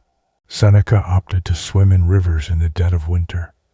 Both men were well aware of the dangers of being overly comfortable and the benefits of adding discomfort to one's life. We often distance ourselves from death on a daily basis, believing that it is something that happens to others or to us in the distant future. However, death is an ever-present fact of life, and living with this as a reminder leads to a deep appreciation for many of the things we take for granted. The Buddhists practiced memento mori, or the practice of remembering death, by recognizing that whatever we are experiencing, whether it be the sound of leaves in the breeze, the companionship of those we love, or just the taste of fine food, could be one of the last times we have the opportunity to do so. The nature of life is change, from the very first shifts in the universe, when the most simple of elements gathered together to form clouds, and then solid bodies which began to form the very first ingredients for life. Those ingredients formed life, the circle of birth and death, until they eventually came together in the exact configuration needed to create you and me. Our lives, like the beginning, peak, and crashing end of a wave, are simply part of a larger cycle. We are formed, we experience, and we die, and with our death comes the opportunity to reconfigure our atoms, to allow others to come and go, and to enjoy the experience of life indefinitely. The nature of the universe is change, from the very large to the very small. Small changes in one's habits, such as waking up a little earlier, getting out of the house a little more frequently, going for a run, reading a book that has been gathering dust, or trying to be more present in the company of the things and people we love, can often improve one's life more than achieving lofty goals or collecting expensive things. While significant accomplishments certainly contribute to it, habits formed over time, rather than brief bursts of joy, are frequently the paving stones to a better existence. It's important to strike a delicate balance between looking to the future and the past. The future is necessary for long-term planning and preparation for events that appear likely to occur. But if you look too far ahead, it's easy to let life pass you by and miss what you've spent so much time planning and preparing for. Similarly, the past can be used as a tool to learn, but looking back may mean that you missed the life into which you've taken all the lessons of the past. The future can be used to plan and prepare, but life only happens in the now. For the time being, I am still alive. It is in the very nature of a living thing to die, no matter how hard we try to avoid it. If I die tomorrow, I will die tomorrow. If I die a year from now or 20 years from now, I will meet death then. So I'll do what I can with the time I have. If the dead cannot be brought back to life, no matter how hard we beat our breasts, if fate can be overcome by tears, let us bring tears to bear on it. Let us spend every day in mourning, every night in sorrow instead of sleep, and let your breasts be torn by your own hands. Let us then steer our own course, and no longer allow ourselves to be driven to leeward by the force of our misfortune. He is a sorry pilot who lets the waves wring his rudder from his grasp, who allows the sails to fly loose, and abandons the ship to the storm. But he who bravely grasps the helm and clings to it until the sea closes over him deserves praise. Nothing, in my opinion, better demonstrates a well-organized mind than a man's capacity to stop right where he is and spend some time in his own company. The ability to choose one idea over another is our most powerful stress reduction tool. I only speak when I am positive that what I am about to say is not better left unsaid. All Hellenistic schools appear to define wisdom in roughly the same terms, first and foremost as a state of perfect peace of mind. From this viewpoint, philosophy appears to be a remedy for human worries, anguish, and misery caused by social constraints and conventions for the cynics, the Epicureans by the quest for false pleasures, and the Buddhists by the pursuit of pleasure and egotistic self-interest. Whether or not they claim the Socratic heritage, all Hellenistic philosophers agreed with Socrates that human beings are plunged into misery, anguish, and evil because they exist in ignorance. Evil is found not within things, but in the value judgments that people bring to bear on them. People can only be treated of their diseases if they are persuaded to modify their value judgments. Hence, all of these ideologies aim to be therapeutic. Your greatest values are simplicity, patience, and compassion. By being simple in your acts and ideas, you return to the root of being. By being patient with both friends and adversaries, you accept reality. And by being compassionate with yourself, you reconcile all beings in the world. Taoism is the art of being in the world because it deals with the present with ourselves. God meets nature in us, and yesterday separates from tomorrow. The present is the moving infinity, the legitimate sphere of the relative, and it seeks adjustment, which is art. The art of life is a constant readjustment to our surroundings. Be content with what you have and rejoice in the way things are. When you realize there is nothing lacking, the entire world belongs to you. Allow your eyes to see what they see, not what others want you to see. Let your ears hear what they naturally hear, not what others want you to hear. Let your mouth speak freely without being constrained by other people's approval or disapproval, and let your mind think what it wants to think, rather than letting other people's demands dictate your thoughts. By allowing your senses and mind to do what they want to do naturally, you are denying them their rights. When you are unable to think, perceive, feel, or act freely, your body and mind suffer. By breaking these oppressions, you can grow life. Always be on the lookout for ways to turn a problem into an opportunity for success. Watering your dreams with worry and fear will produce weeds that choke the life out of them, whereas watering them with optimism and solutions will cultivate success. A strong person understands when to use strength and when to submit, and the ability to know when and how to yield can mean the difference between good fortune and tragedy. Strength should always be combined with tenderness, because too much resistance can shatter you.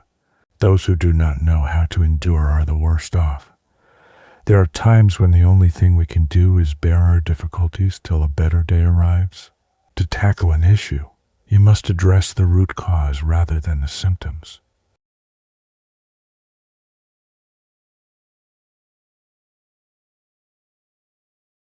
Knowing others is intelligence. Understanding yourself is true wisdom. Mastering others is strength, and mastering oneself is true power. If a branch is overly rigid, it will break. Resist and you will perish. Learn to yield and you will survive. Only those who have no use for the empire should be trusted with it. You have the solution within you. You know who you are and what you desire.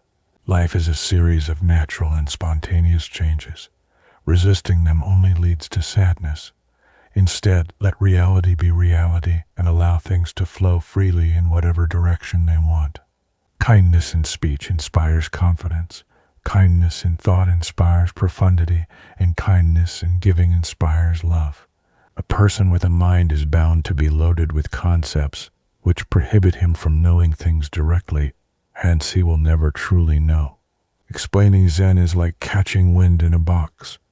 Closing the lid causes the breeze to become stagnant air over time. A good traveler has no set plans and does not intend to arrive. Everyone will respect you when you are content to be yourself without comparing or competing.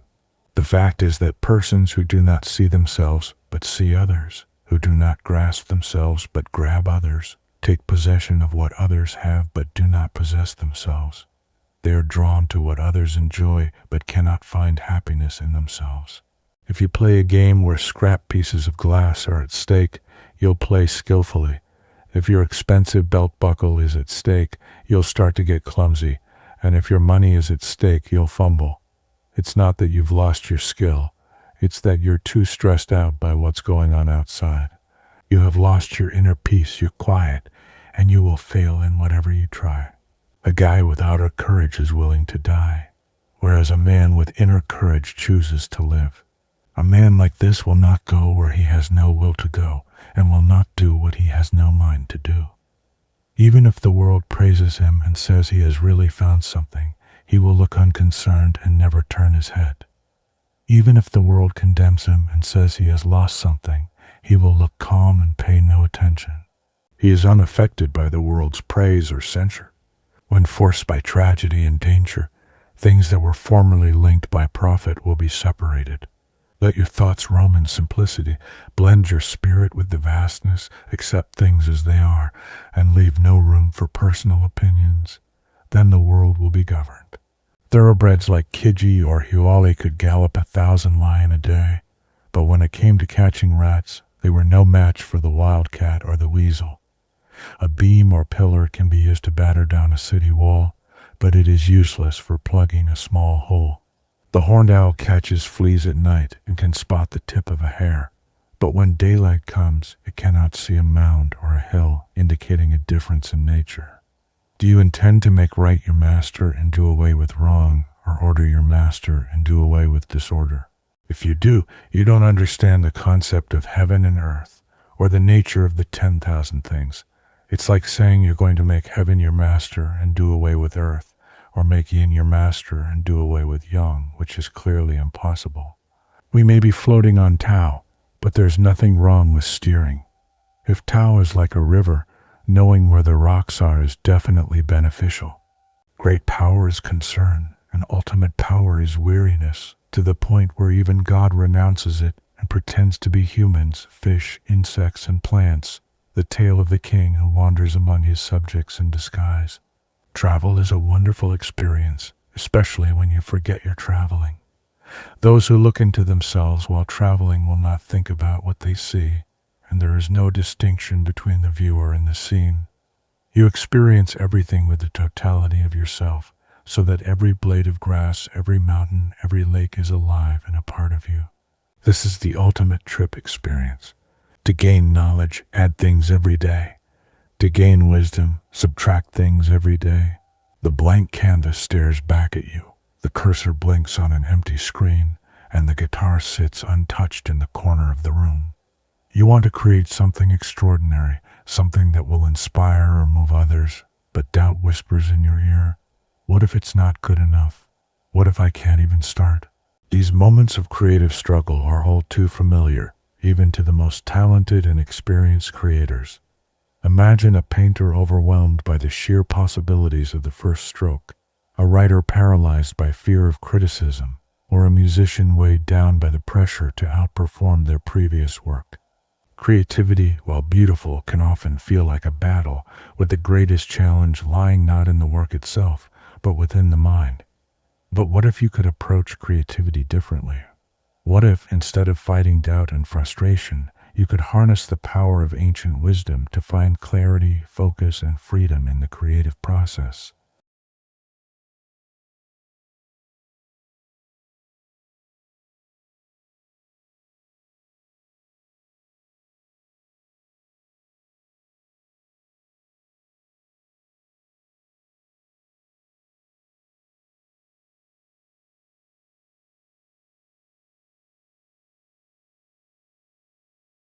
Let us begin with the foundation of creativity, understanding the challenges, and how Buddhism can help us overcome them. 1. The creative struggle. Understanding the challenges. Creativity is often romanticized as a mystical process, an effortless flow of inspiration and ideas. But anyone who has ever tried to create knows that the reality is far more complicated. The blank page can be intimidating. Doubts creep in, whispering that your work won't measure up. Frustration builds when progress is slow, or when the end result doesn't match your vision. And there's the constant fear of failure, of putting yourself out there only to face criticism or rejection. Whether you're a painter struggling to bring a concept to life, a writer grappling with an elusive plot, or an entrepreneur stuck in a loop of indecision, the battle is often not with the work itself, but with the mind. These challenges can feel like insurmountable walls. David Hume, a philosopher of a different era, famously said, "A wise man proportions his belief to the evidence." However, in moments of creative struggle, the evidence often skews towards self-doubt. What if I'm not good enough? What if no one cares? This mental chatter clouds judgment and stifles the flow of ideas. Buddha once said, "If you are distressed by anything external, the pain is not due to the thing itself, but to your estimate of it, which you have the power to revoke at any time." In other words, creative blocks are frequently self-imposed. Recognizing that self-doubt, frustration, and fear are all normal aspects of the creative process is the first step toward overcoming them. Fear of failure, frustration with slow progress, and the desire for perfection are all mental constructs rather than realities. Creativity thrives not in the absence of these feelings, but in learning to navigate them. One of the most common challenges is the fear of beginning. The blank canvas or screen can feel like a mirror reflecting all your insecurities.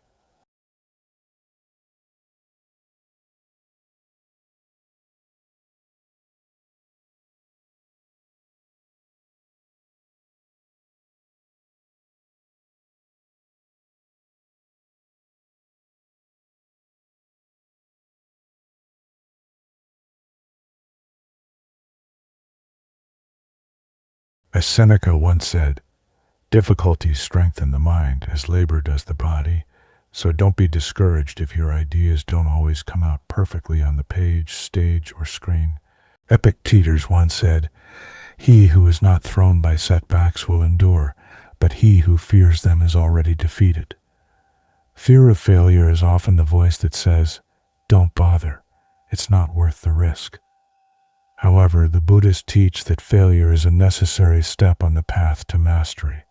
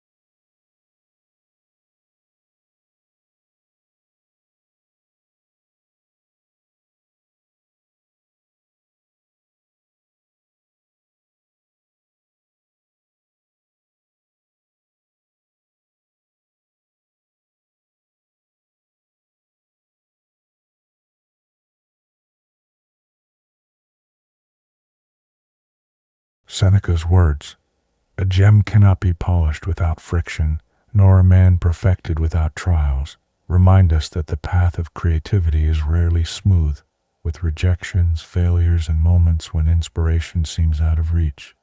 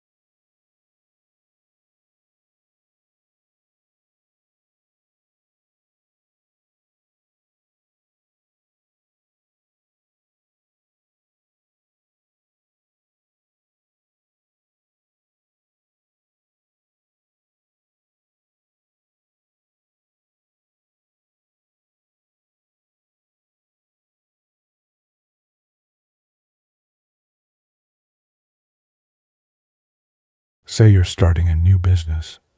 The excitement and adrenaline rush of the initial phase can feel a lot like the start of a race. Everyone's cheering, you're pumped up, and the energy is high. However, as the race progresses, the crowds thin, the cheers diminish, and you find yourself on a long, quiet stretch of road. This is where the marathon concept truly kicks in. It's about keeping your pace, even when the initial excitement has worn off. It's about committing to your business plan, refining your strategies, and persistently overcoming the hurdles that come your way. In Buddhism, there's a strong emphasis on focusing on what can be controlled and letting go of what cannot. Applying this to our business example, you might not be able to control market trends or economic downturns, but you can control your response to these challenges. This might mean adjusting your business model, finding innovative solutions, or simply deciding to keep pushing through with perseverance and resilience. Or consider personal fitness, a journey I've embarked on and shared over the years. Achieving a fitness goal is a marathon, not a sprint. It's not about drastic diets or extreme workout regimens. Instead, it's about integrating moderate, sustainable habits over time. The Buddhist approach here would be to set realistic, achievable goals and then persist day after day. It's about the daily discipline of choosing healthier meals, committing to regular physical activity, and not getting discouraged by day-to-day fluctuations in weight or performance. Here, the Buddhist practice of equanimity, maintaining a calm and even tempered approach, helps immensely. Another key aspect of applying the marathon concept is in our relationships. Whether with friends, family, or partners, relationships are long-term commitments that require patience, understanding, and continuous effort. They require us to sometimes accept people's flaws and our own, to communicate effectively, and to grow together through diverse life experiences. Buddhism teaches us that not every disagreement needs to be a conflict, and not every conflict needs to be a crisis. It's about the long-term view, building and maintaining strong bonds through consistent care and mutual respect. In all these scenarios, the underlying Buddhist principle remains the same: perseverance. It's about not being swayed by temporary setbacks or fleeting successes, but remaining steadfast in your path. Just like a marathon runner who adjusts their stride according to the terrain, but keeps their eyes fixed on the distant horizon. We too must adjust our methods and strategies without losing sight of our larger goals. The marathon concept encourages us to think long-term, act with purpose, and live with intention. It's a reminder that worthwhile achievements require time, patience, and persistent effort. Whether we're talking about personal goals, professional endeavors, or relationships, applying this Buddhist philosophy helps us navigate life with resilience and wisdom, cultivating integrity in leadership. Integrity and leadership are not just lofty ideals. They are practical virtues that can guide us in our daily actions and decisions, much like a compass steering a ship through stormy seas. Buddhism at its core teaches us that these virtues are essential for living a life of purpose and meaning. They're not about asserting dominance or moral superiority, but about consistently aligning our actions with our values. Consider the role of integrity in our personal lives. It's not just about telling the truth when it's convenient, but also about being honest with ourselves and others, even when it's difficult. It's about making choices that aren't just good for us, but right for everyone involved. I remember a time when I faced a tough decision in my career.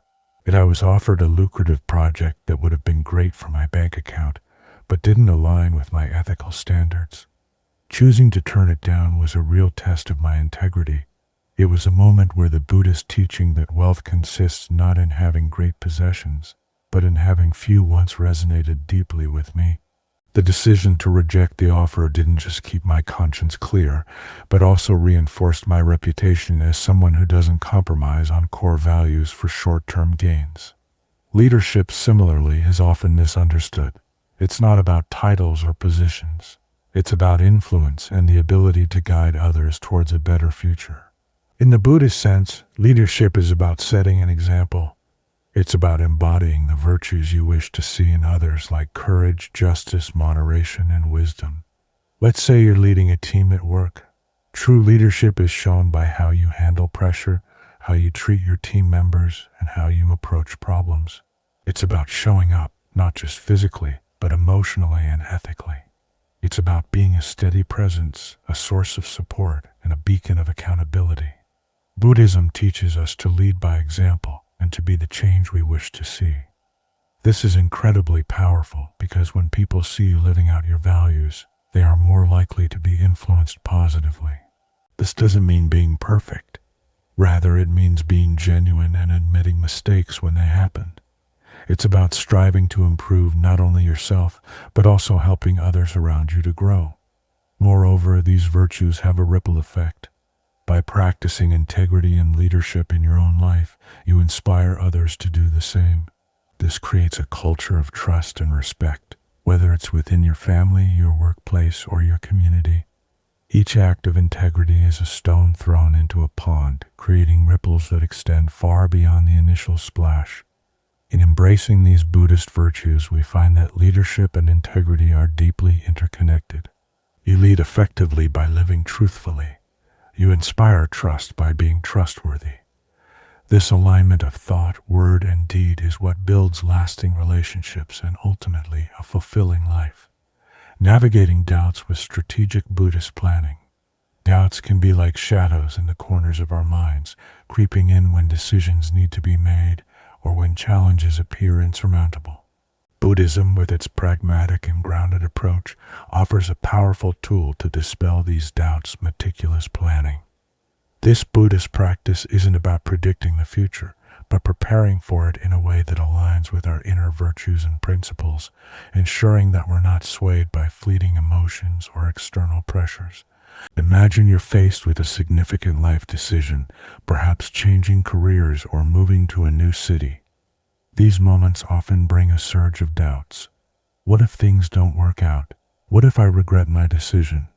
This is where Buddhist planning comes into play. It involves stepping back and evaluating the situation, not just from a place of fear, but from a standpoint of wisdom. What are the actual risks? What are the potential benefits? Buddhism teaches us to break down these decisions into manageable parts, to look at them through the lens of reason rather than emotion. For instance, when I was contemplating a major career shift, the uncertainty was overwhelming. Instead of succumbing to doubt, I turned to Buddhist planning. I listed all possible outcomes, both good and bad, and then I planned for each scenario. I asked myself, what is the worst that can happen, and how can I prepare for it? This methodical approach helped transform my abstract fears into concrete steps I could manage. It wasn't just about mitigating risks, but also about reinforcing my resolve by preparing for all conceivable challenges. Moreover, Buddhist planning involves setting realistic goals and creating a step-by-step roadmap to achieve them. This process itself is therapeutic because it shifts your focus from worrying about what might go wrong to actively working on what you can make right. For example, if your goal is to become more financially stable, Buddhist planning would involve setting a budget, identifying ways to reduce unnecessary expenses, and perhaps finding additional sources of income. Each step is clear, achievable, and rooted in practicality. Another crucial aspect of Buddhist planning is the preparation for emotional responses. Buddhists are well aware that even the best plans can lead to unexpected outcomes. Therefore, they also prepare mentally for how to handle disappointments or setbacks. This is done through practices like negative visualization, where you imagine the worst-case scenario and mentally prepare for it. This might sound pessimistic, but it's actually about cultivating resilience and emotional stability. By considering these possibilities, you're less likely to be shaken if they do occur. Buddhist planning also means revisiting and adjusting your plans as needed. It's about being flexible and adaptable, not rigidly attached to one path. Life is unpredictable, and our plans must be dynamic enough to accommodate changes. This adaptability is a key virtue in Buddhism, allowing us to maintain our composure and purpose even when external conditions shift. Building resilience through Buddhist persistence. Persistence is a core virtue in Buddhism, and it's something that truly comes to life when we're tested by the trials and tribulations of our daily lives. Buddhist persistence isn't about blind stubbornness or merely gritting your teeth and bearing it. It's about maintaining your course despite the challenges, knowing why you're enduring, and understanding the greater purpose behind your actions. Imagine you're working on a long-term project, something that's close to your heart, like writing a book, perhaps. The initial excitement gets you started, the ideas flow, and the pages begin to fill. But then, as often happens, the momentum slows.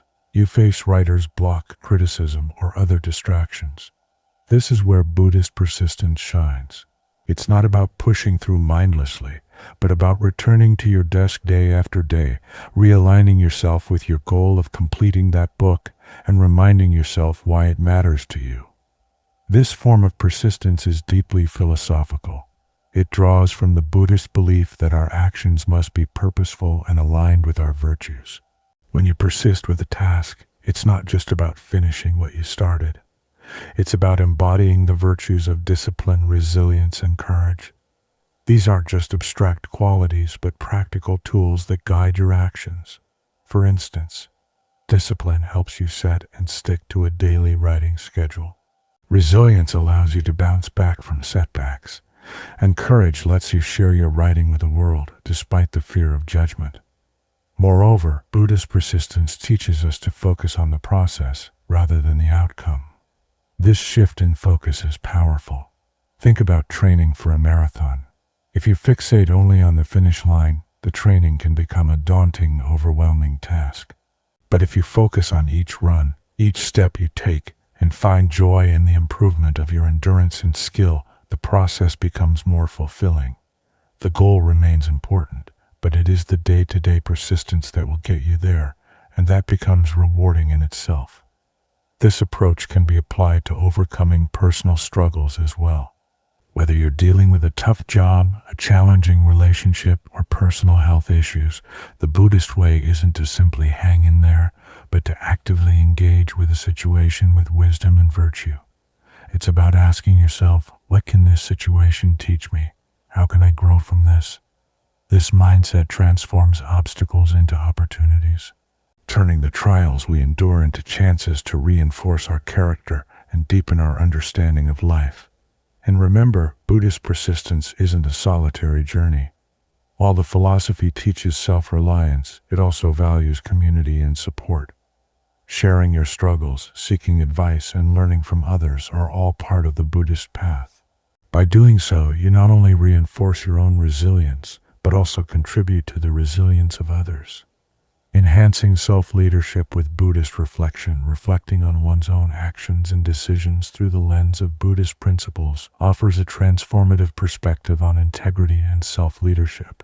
This form of reflection isn't just an idle pastime. It's an active, purposeful practice that shapes how we view ourselves and how we interact with the world around us. Buddhism teaches us that integrity is not merely about being honest or morally upright. It's about consistency between what we believe, say, and do.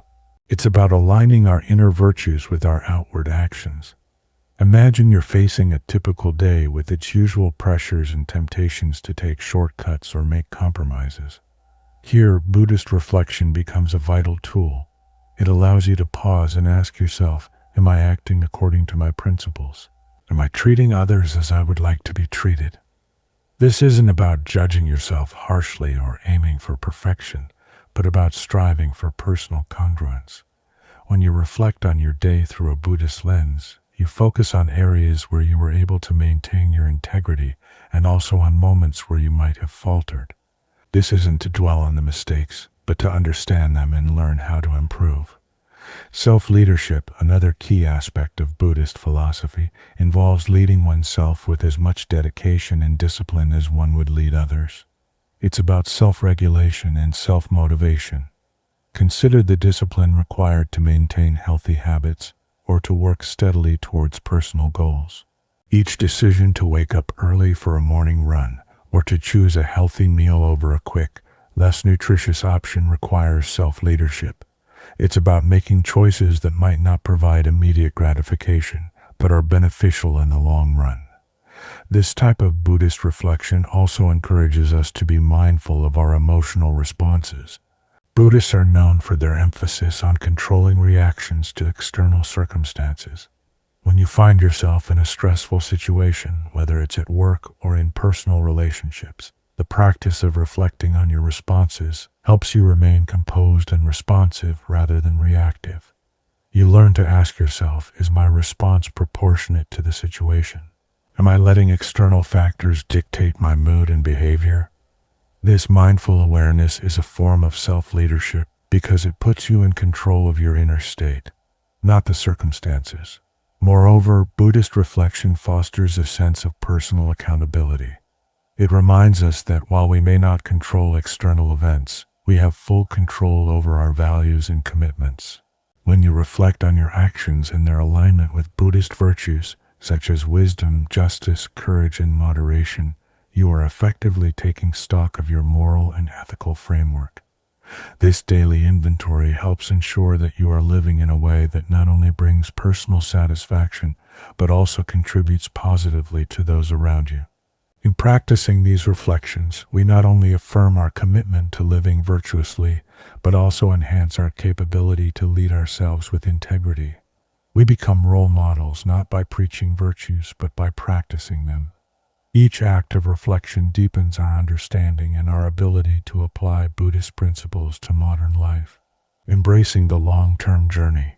As we wrap up our discussion today, it's important to remember that embracing the long-term journey of life is fundamental to practicing Buddhism. This philosophy isn't about quick fixes or instant gratification. It's about viewing each experience, challenge, and decision with a new perspective. As part of a broader narrative that shapes who we are and who we become, this perspective helps us see beyond the immediacy of our desires or discomforts, focusing instead on enduring principles and long-lasting fulfillment. Buddhism teaches us the value of patience and the importance of viewing life as a continuum, not a series of disconnected events. When we adopt this long-view philosophy, our daily hassles and hurdles begin to seem less daunting. This is because we're no longer just reacting to life as it happens. We're actively weaving a rich tapestry that represents our lived philosophy. Every thread, be it a challenge overcome or a lesson learned, adds depth and color to the overall picture. Consider how this approach transforms our understanding of success and failure.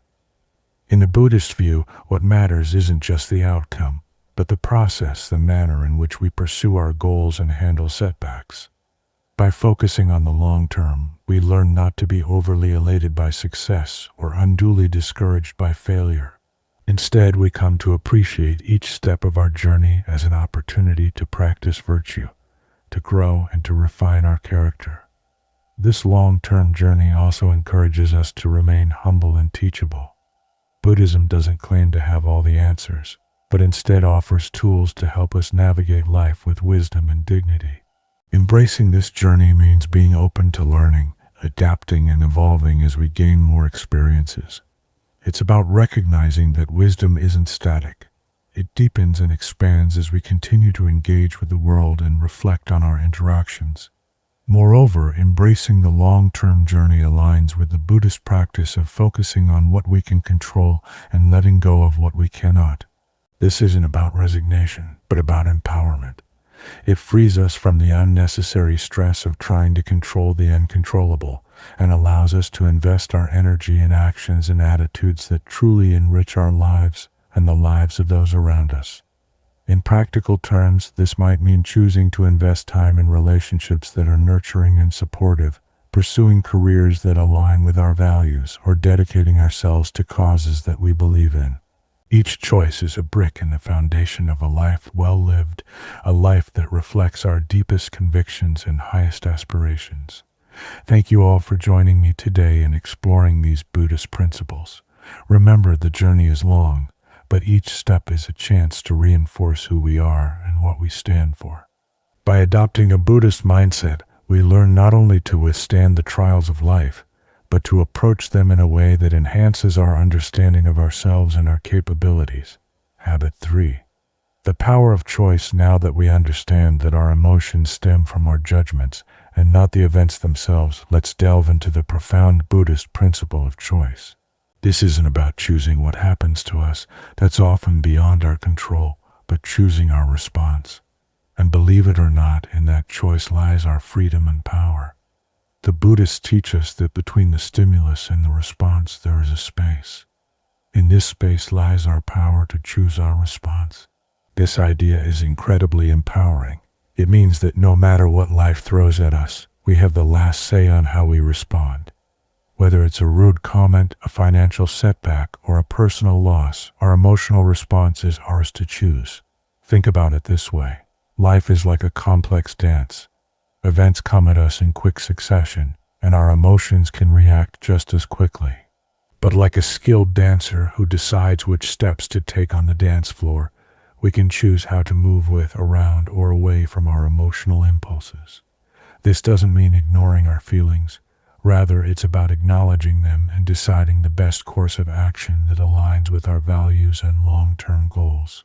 The key to making this practical is to develop what the Buddhists call persosai, or mindful attention. It's about being aware in the present moment, recognizing our emotional triggers as they arise, and consciously deciding how we'll respond. By practicing mindfulness, we can widen that space between stimulus and response, giving us the time to choose our actions wisely. This power of choice is what enabled Buddhist philosophers like Seneca to remain tranquil in times of extreme stress. Seneca suggested that we should rehearse worst-case scenarios in our minds, not to dwell on them, but to diminish the intensity of our reactions when faced with actual challenges. By doing so, we become less reactive and more responsive. Moreover, embracing this Buddhist approach helps us build resilience. Resilience doesn't come from avoiding challenges, but from facing them with clarity and determination. Every time we choose a response that keeps us aligned with our goals, we strengthen our ability to handle future challenges more effectively. Habit 4: Techniques for action over emotion. As we delve deeper into the Buddhist practice, it becomes clear that knowing you have a choice isn't enough. You need effective strategies to exercise the choice wisely. Here are some time-tested techniques drawn from Buddhist wisdom that can help you choose your actions over your emotions, turning potential turmoil into triumph. One pivotal technique involves the simple yet powerful act of pausing when an emotion flares up. Imagine you're in a heated discussion. Instead of immediately reacting, give yourself a moment. This pause is a buffer, giving your rational mind time to wake up and process the situation. During this brief interlude, you can assess the emotion. Is it anger, frustration, fear? Acknowledging what you feel can diminish its overwhelming power, allowing you to respond rather than react. Another Buddhist strategy is to reframe your thoughts about the situation. This cognitive reframing involves shifting your perspective to see the event differently. If someone cuts you off in traffic, instead of getting angry and assuming malicious intent, you might consider other explanations. Perhaps they're rushing to an emergency. Changing your narrative about the event can change your emotional response to it, helping you maintain your composure and perhaps even empathize with the other person. Values-based decision-making is another cornerstone of Buddhist practice. Here you make decisions based on your core values, not fleeting emotions. Ask yourself, does reacting with anger align with my values? What would the best version of myself do in this situation? By aligning your actions with your values, you ensure that your responses contribute to the person you aspire to be, rather than a momentary emotional state. Emotional acceptance is crucial too. This doesn't mean resigning yourself to feeling bad. It means accepting that you're feeling a certain way without judgment or immediate reaction. Acceptance allows you to understand your emotions better and manage them proactively. It's like observing the clouds as they pass by in the sky. Notice them, but don't get carried away by the storm. Each of these techniques isn't just about handling a particular emotional moment. They are about cultivating a life where you consistently choose actions that reflect your rational and reasoned decisions. Practicing these techniques regularly can turn them into habits, fundamentally changing how you interact with your emotions and the world. As you integrate these practices into your daily life, you'll find that not only do your emotional responses become more balanced, but your overall sense of well-being improves, allowing you to live more fully in alignment with your Buddhist principles. Habit 5. Benefits of choosing actions over emotions. When we choose our actions consciously, aligning them with rational thought rather than fleeting emotions, we cultivate an inner stability that is apparent to those around us.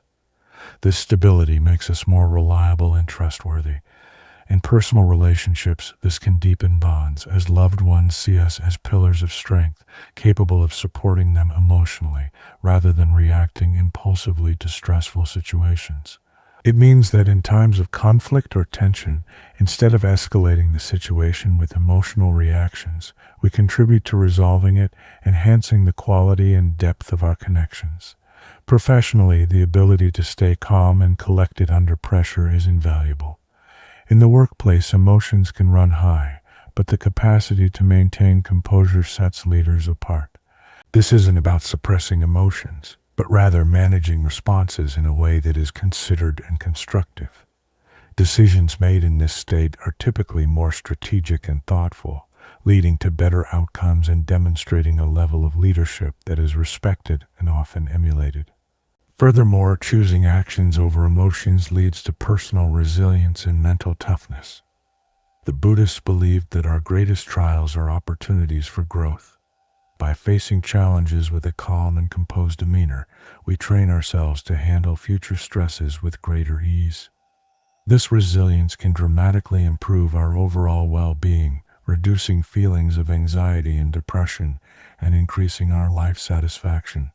Essentially, we're not just reacting to life's challenges, we're actively shaping our journey through them. Another significant benefit is the development of self-awareness and self-regulation. These skills allow us to understand our emotional triggers and effectively manage them. This awareness then extends beyond ourselves, improving our empathy and understanding of others' emotions. With this enhanced perception, we can navigate social interactions more skillfully, adapting our responses to suit different situations and personalities. The practice of choosing actions over emotions equips us with tools, not just to survive in our world, but to thrive. By embodying the principles of Buddhism, we don't just go through life. We grow through life, continually improving ourselves and positively impacting those around us. Habit 6. Overcoming challenges. Mastering your emotions and consistently choosing rational actions over impulsive reactions is no small feat. It's a profound challenge that requires dedication, patience, and resilience. In this journey, as Buddhism teaches us, we encounter numerous obstacles that test our resolve and our ability to apply philosophical principles to real-life situations. One of the first challenges many of us face is the intensity and immediacy of our emotional reactions. Emotions are powerful and can overwhelm even the most dedicated practitioners of Buddhism. They can surge quickly and unexpectedly, driven by deep-seated habits and instincts that have been reinforced over a lifetime. The key to overcoming this challenge isn't to suppress these emotions, but to acknowledge their presence without allowing them to dictate our actions.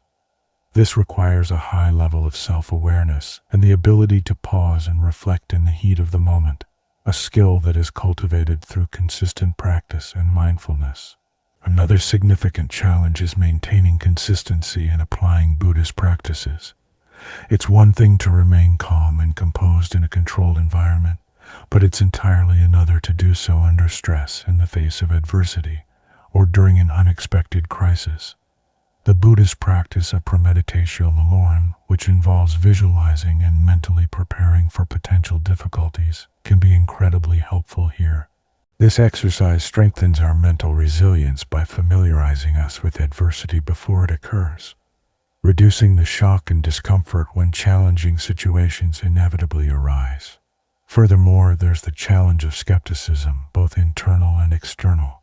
Internally, you might doubt whether Buddhist principles can truly make a difference in the face of real-world problems. Externally, peers or societal norms might question or undervalue the importance of emotional regulation, viewing it as unnecessary or overly philosophical. Overcoming this skepticism involves demonstrating the practical benefits of Buddhist practices, not only through words but through actions. As we embody the calm, rational, and resilient traits promoted by Buddhism, the effectiveness of these practices becomes apparent not only to ourselves but also to others. Lastly, integrating Buddhist practices into daily life poses its own set of challenges. The modern world is fast-paced and often emphasizes quick reactions and emotional expressions. To counter this, setting aside time each day for reflection, such as journaling or meditative practices, can anchor us in Buddhist principles. This daily commitment turns abstract concepts into tangible actions, gradually weaving Buddhism into the fabric of our everyday lives. Overcoming these challenges requires a robust commitment to self-improvement and a deep understanding of Buddhist philosophy. It's about embracing the process, knowing that each obstacle is an opportunity to practice and strengthen our Buddhist virtues. By steadfastly applying these principles, we not only overcome the challenges, but also grow stronger and more capable with each step forward. Habit 7. Real-life applications. Consider a typical scenario at work. You've put your heart into a project, but during the presentation, a colleague interrupts with criticism that seems unfair. The immediate impulse might be to defend your work aggressively, allowing irritation or anger to dictate your response. However, applying Buddhist principles, you could take a moment to pause, acknowledging your initial emotional response without acting on it. Instead of snapping back, you might then choose to address the criticism calmly, asking for specific feedback that could improve the project. This approach not only preserves professional relationships, but also enhances your reputation as someone who is composed and receptive to feedback, even under stress. Now imagine a personal situation such as a conflict with a partner or family member. Emotions can quickly escalate in familial settings, turning minor misunderstandings into major conflicts. A Buddhist approach would involve recognizing the emotional triggers as they arise and consciously choosing to respond with understanding rather than reactivity. This might mean taking time to listen actively to the other person's concerns without immediately reacting or trying to solve the problem. Such a response promotes dialogue and understanding, helping to resolve conflicts in a way that strengthens relationships rather than weakening them. In another aspect of personal development, consider the challenge of self-discipline, such as maintaining a fitness routine or a diet. It's easy to give in to momentary impulses, skipping a workout because you feel tired or indulging in an unhealthy snack. Buddhism teaches us to focus on our long-term goals and values rather than short-term comforts. By applying Buddhist discipline, you can remind yourself of the reasons behind your choices, reinforcing your willpower to act in accordance with your greater good rather than momentary desires. Moreover, Buddhism can profoundly impact our overall resilience and mental health. In times of crisis or sorrow, such as during a financial setback or the loss of a loved one, the Buddhist practice of focusing on what we can control, our responses, our values, our actions, becomes invaluable. While it's natural to feel grief or stress, Buddhism helps us navigate these emotions without letting them overwhelm us. We learn to accept our reactions as part of the human experience, but not to let them define our actions or our character. In each of these scenarios, the real-life application of Buddhism doesn't involve suppressing emotions or pretending they don't exist. Rather, it's about making a conscious choice to not be governed by them. This approach doesn't just help in isolated incidents. It cultivates a life of purpose, integrity, and wisdom. Habit 8. Scientific backing. One of the core Buddhist practices involves regulating our emotional responses, which is closely aligned with what psychologists today call emotional regulation. This is not about suppressing emotions, but rather managing how we express and respond to them. Studies in the field of emotional regulation have shown that people who can effectively manage their emotions tend to have better mental health, higher satisfaction with life, and stronger relationships. These findings reinforce the Buddhist view that gaining mastery over our reactions can significantly enhance our well-being. Neuroscience also offers insights into why Buddhist practices are effective. The brain's prefrontal cortex, responsible for higher-order thinking, plays a crucial role in managing our emotional reactions processed in the more primitive parts of our brain, like the amygdala. When we practice Buddhist techniques like mindfulness or cognitive reframing, we're essentially training our prefrontal cortex to take the lead in emotional situations. This training can increase our neural resilience, making it easier over time to choose reasoned responses over reactive ones, even during stressful situations. Moreover, the concept of neuroplasticity, or the brain's ability to reorganize itself by forming new neural connections throughout life, further supports Buddhist practices. Each time we practice Buddhist techniques, we strengthen the neural pathways that support these behaviors. This is akin to building muscle through exercise. The more we engage in Buddhist practices, the stronger our emotional regulation muscles become. Research has demonstrated that consistent practice in mindfulness and reflection, both key components of Buddhism, can lead to changes in brain structures associated with awareness, empathy, and stress reduction. In addition to the psychological and neurological benefits, there's also evidence from behavioral science that supports the Buddhist emphasis on habit formation. Habits play a crucial role in our daily lives, shaping our behaviors and outcomes. Buddhism teaches the importance of developing virtuous habits through repeated practice.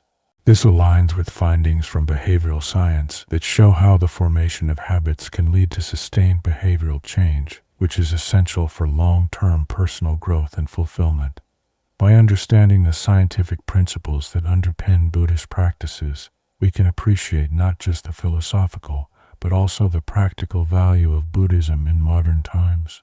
It provides a framework not only for enduring life's challenges, but thriving amidst them, supported by a growing body of scientific evidence that these ancient techniques really do foster resilience, happiness, and a deeper sense of life satisfaction. Habit 9. Daily practices for implementation. One of the most effective daily practices is the discipline of mindfulness. This involves taking time each day to focus on the present moment without judgment. You can start simply by spending a few minutes each morning or evening reflecting on your thoughts and feelings. This practice helps create a mental space around our reactions, allowing us to respond to life's challenges with composure rather than impulsivity. Mindfulness can be cultivated through meditation, but it can also be practiced throughout the day, while eating, walking, or even during conversations by being fully present and attentive.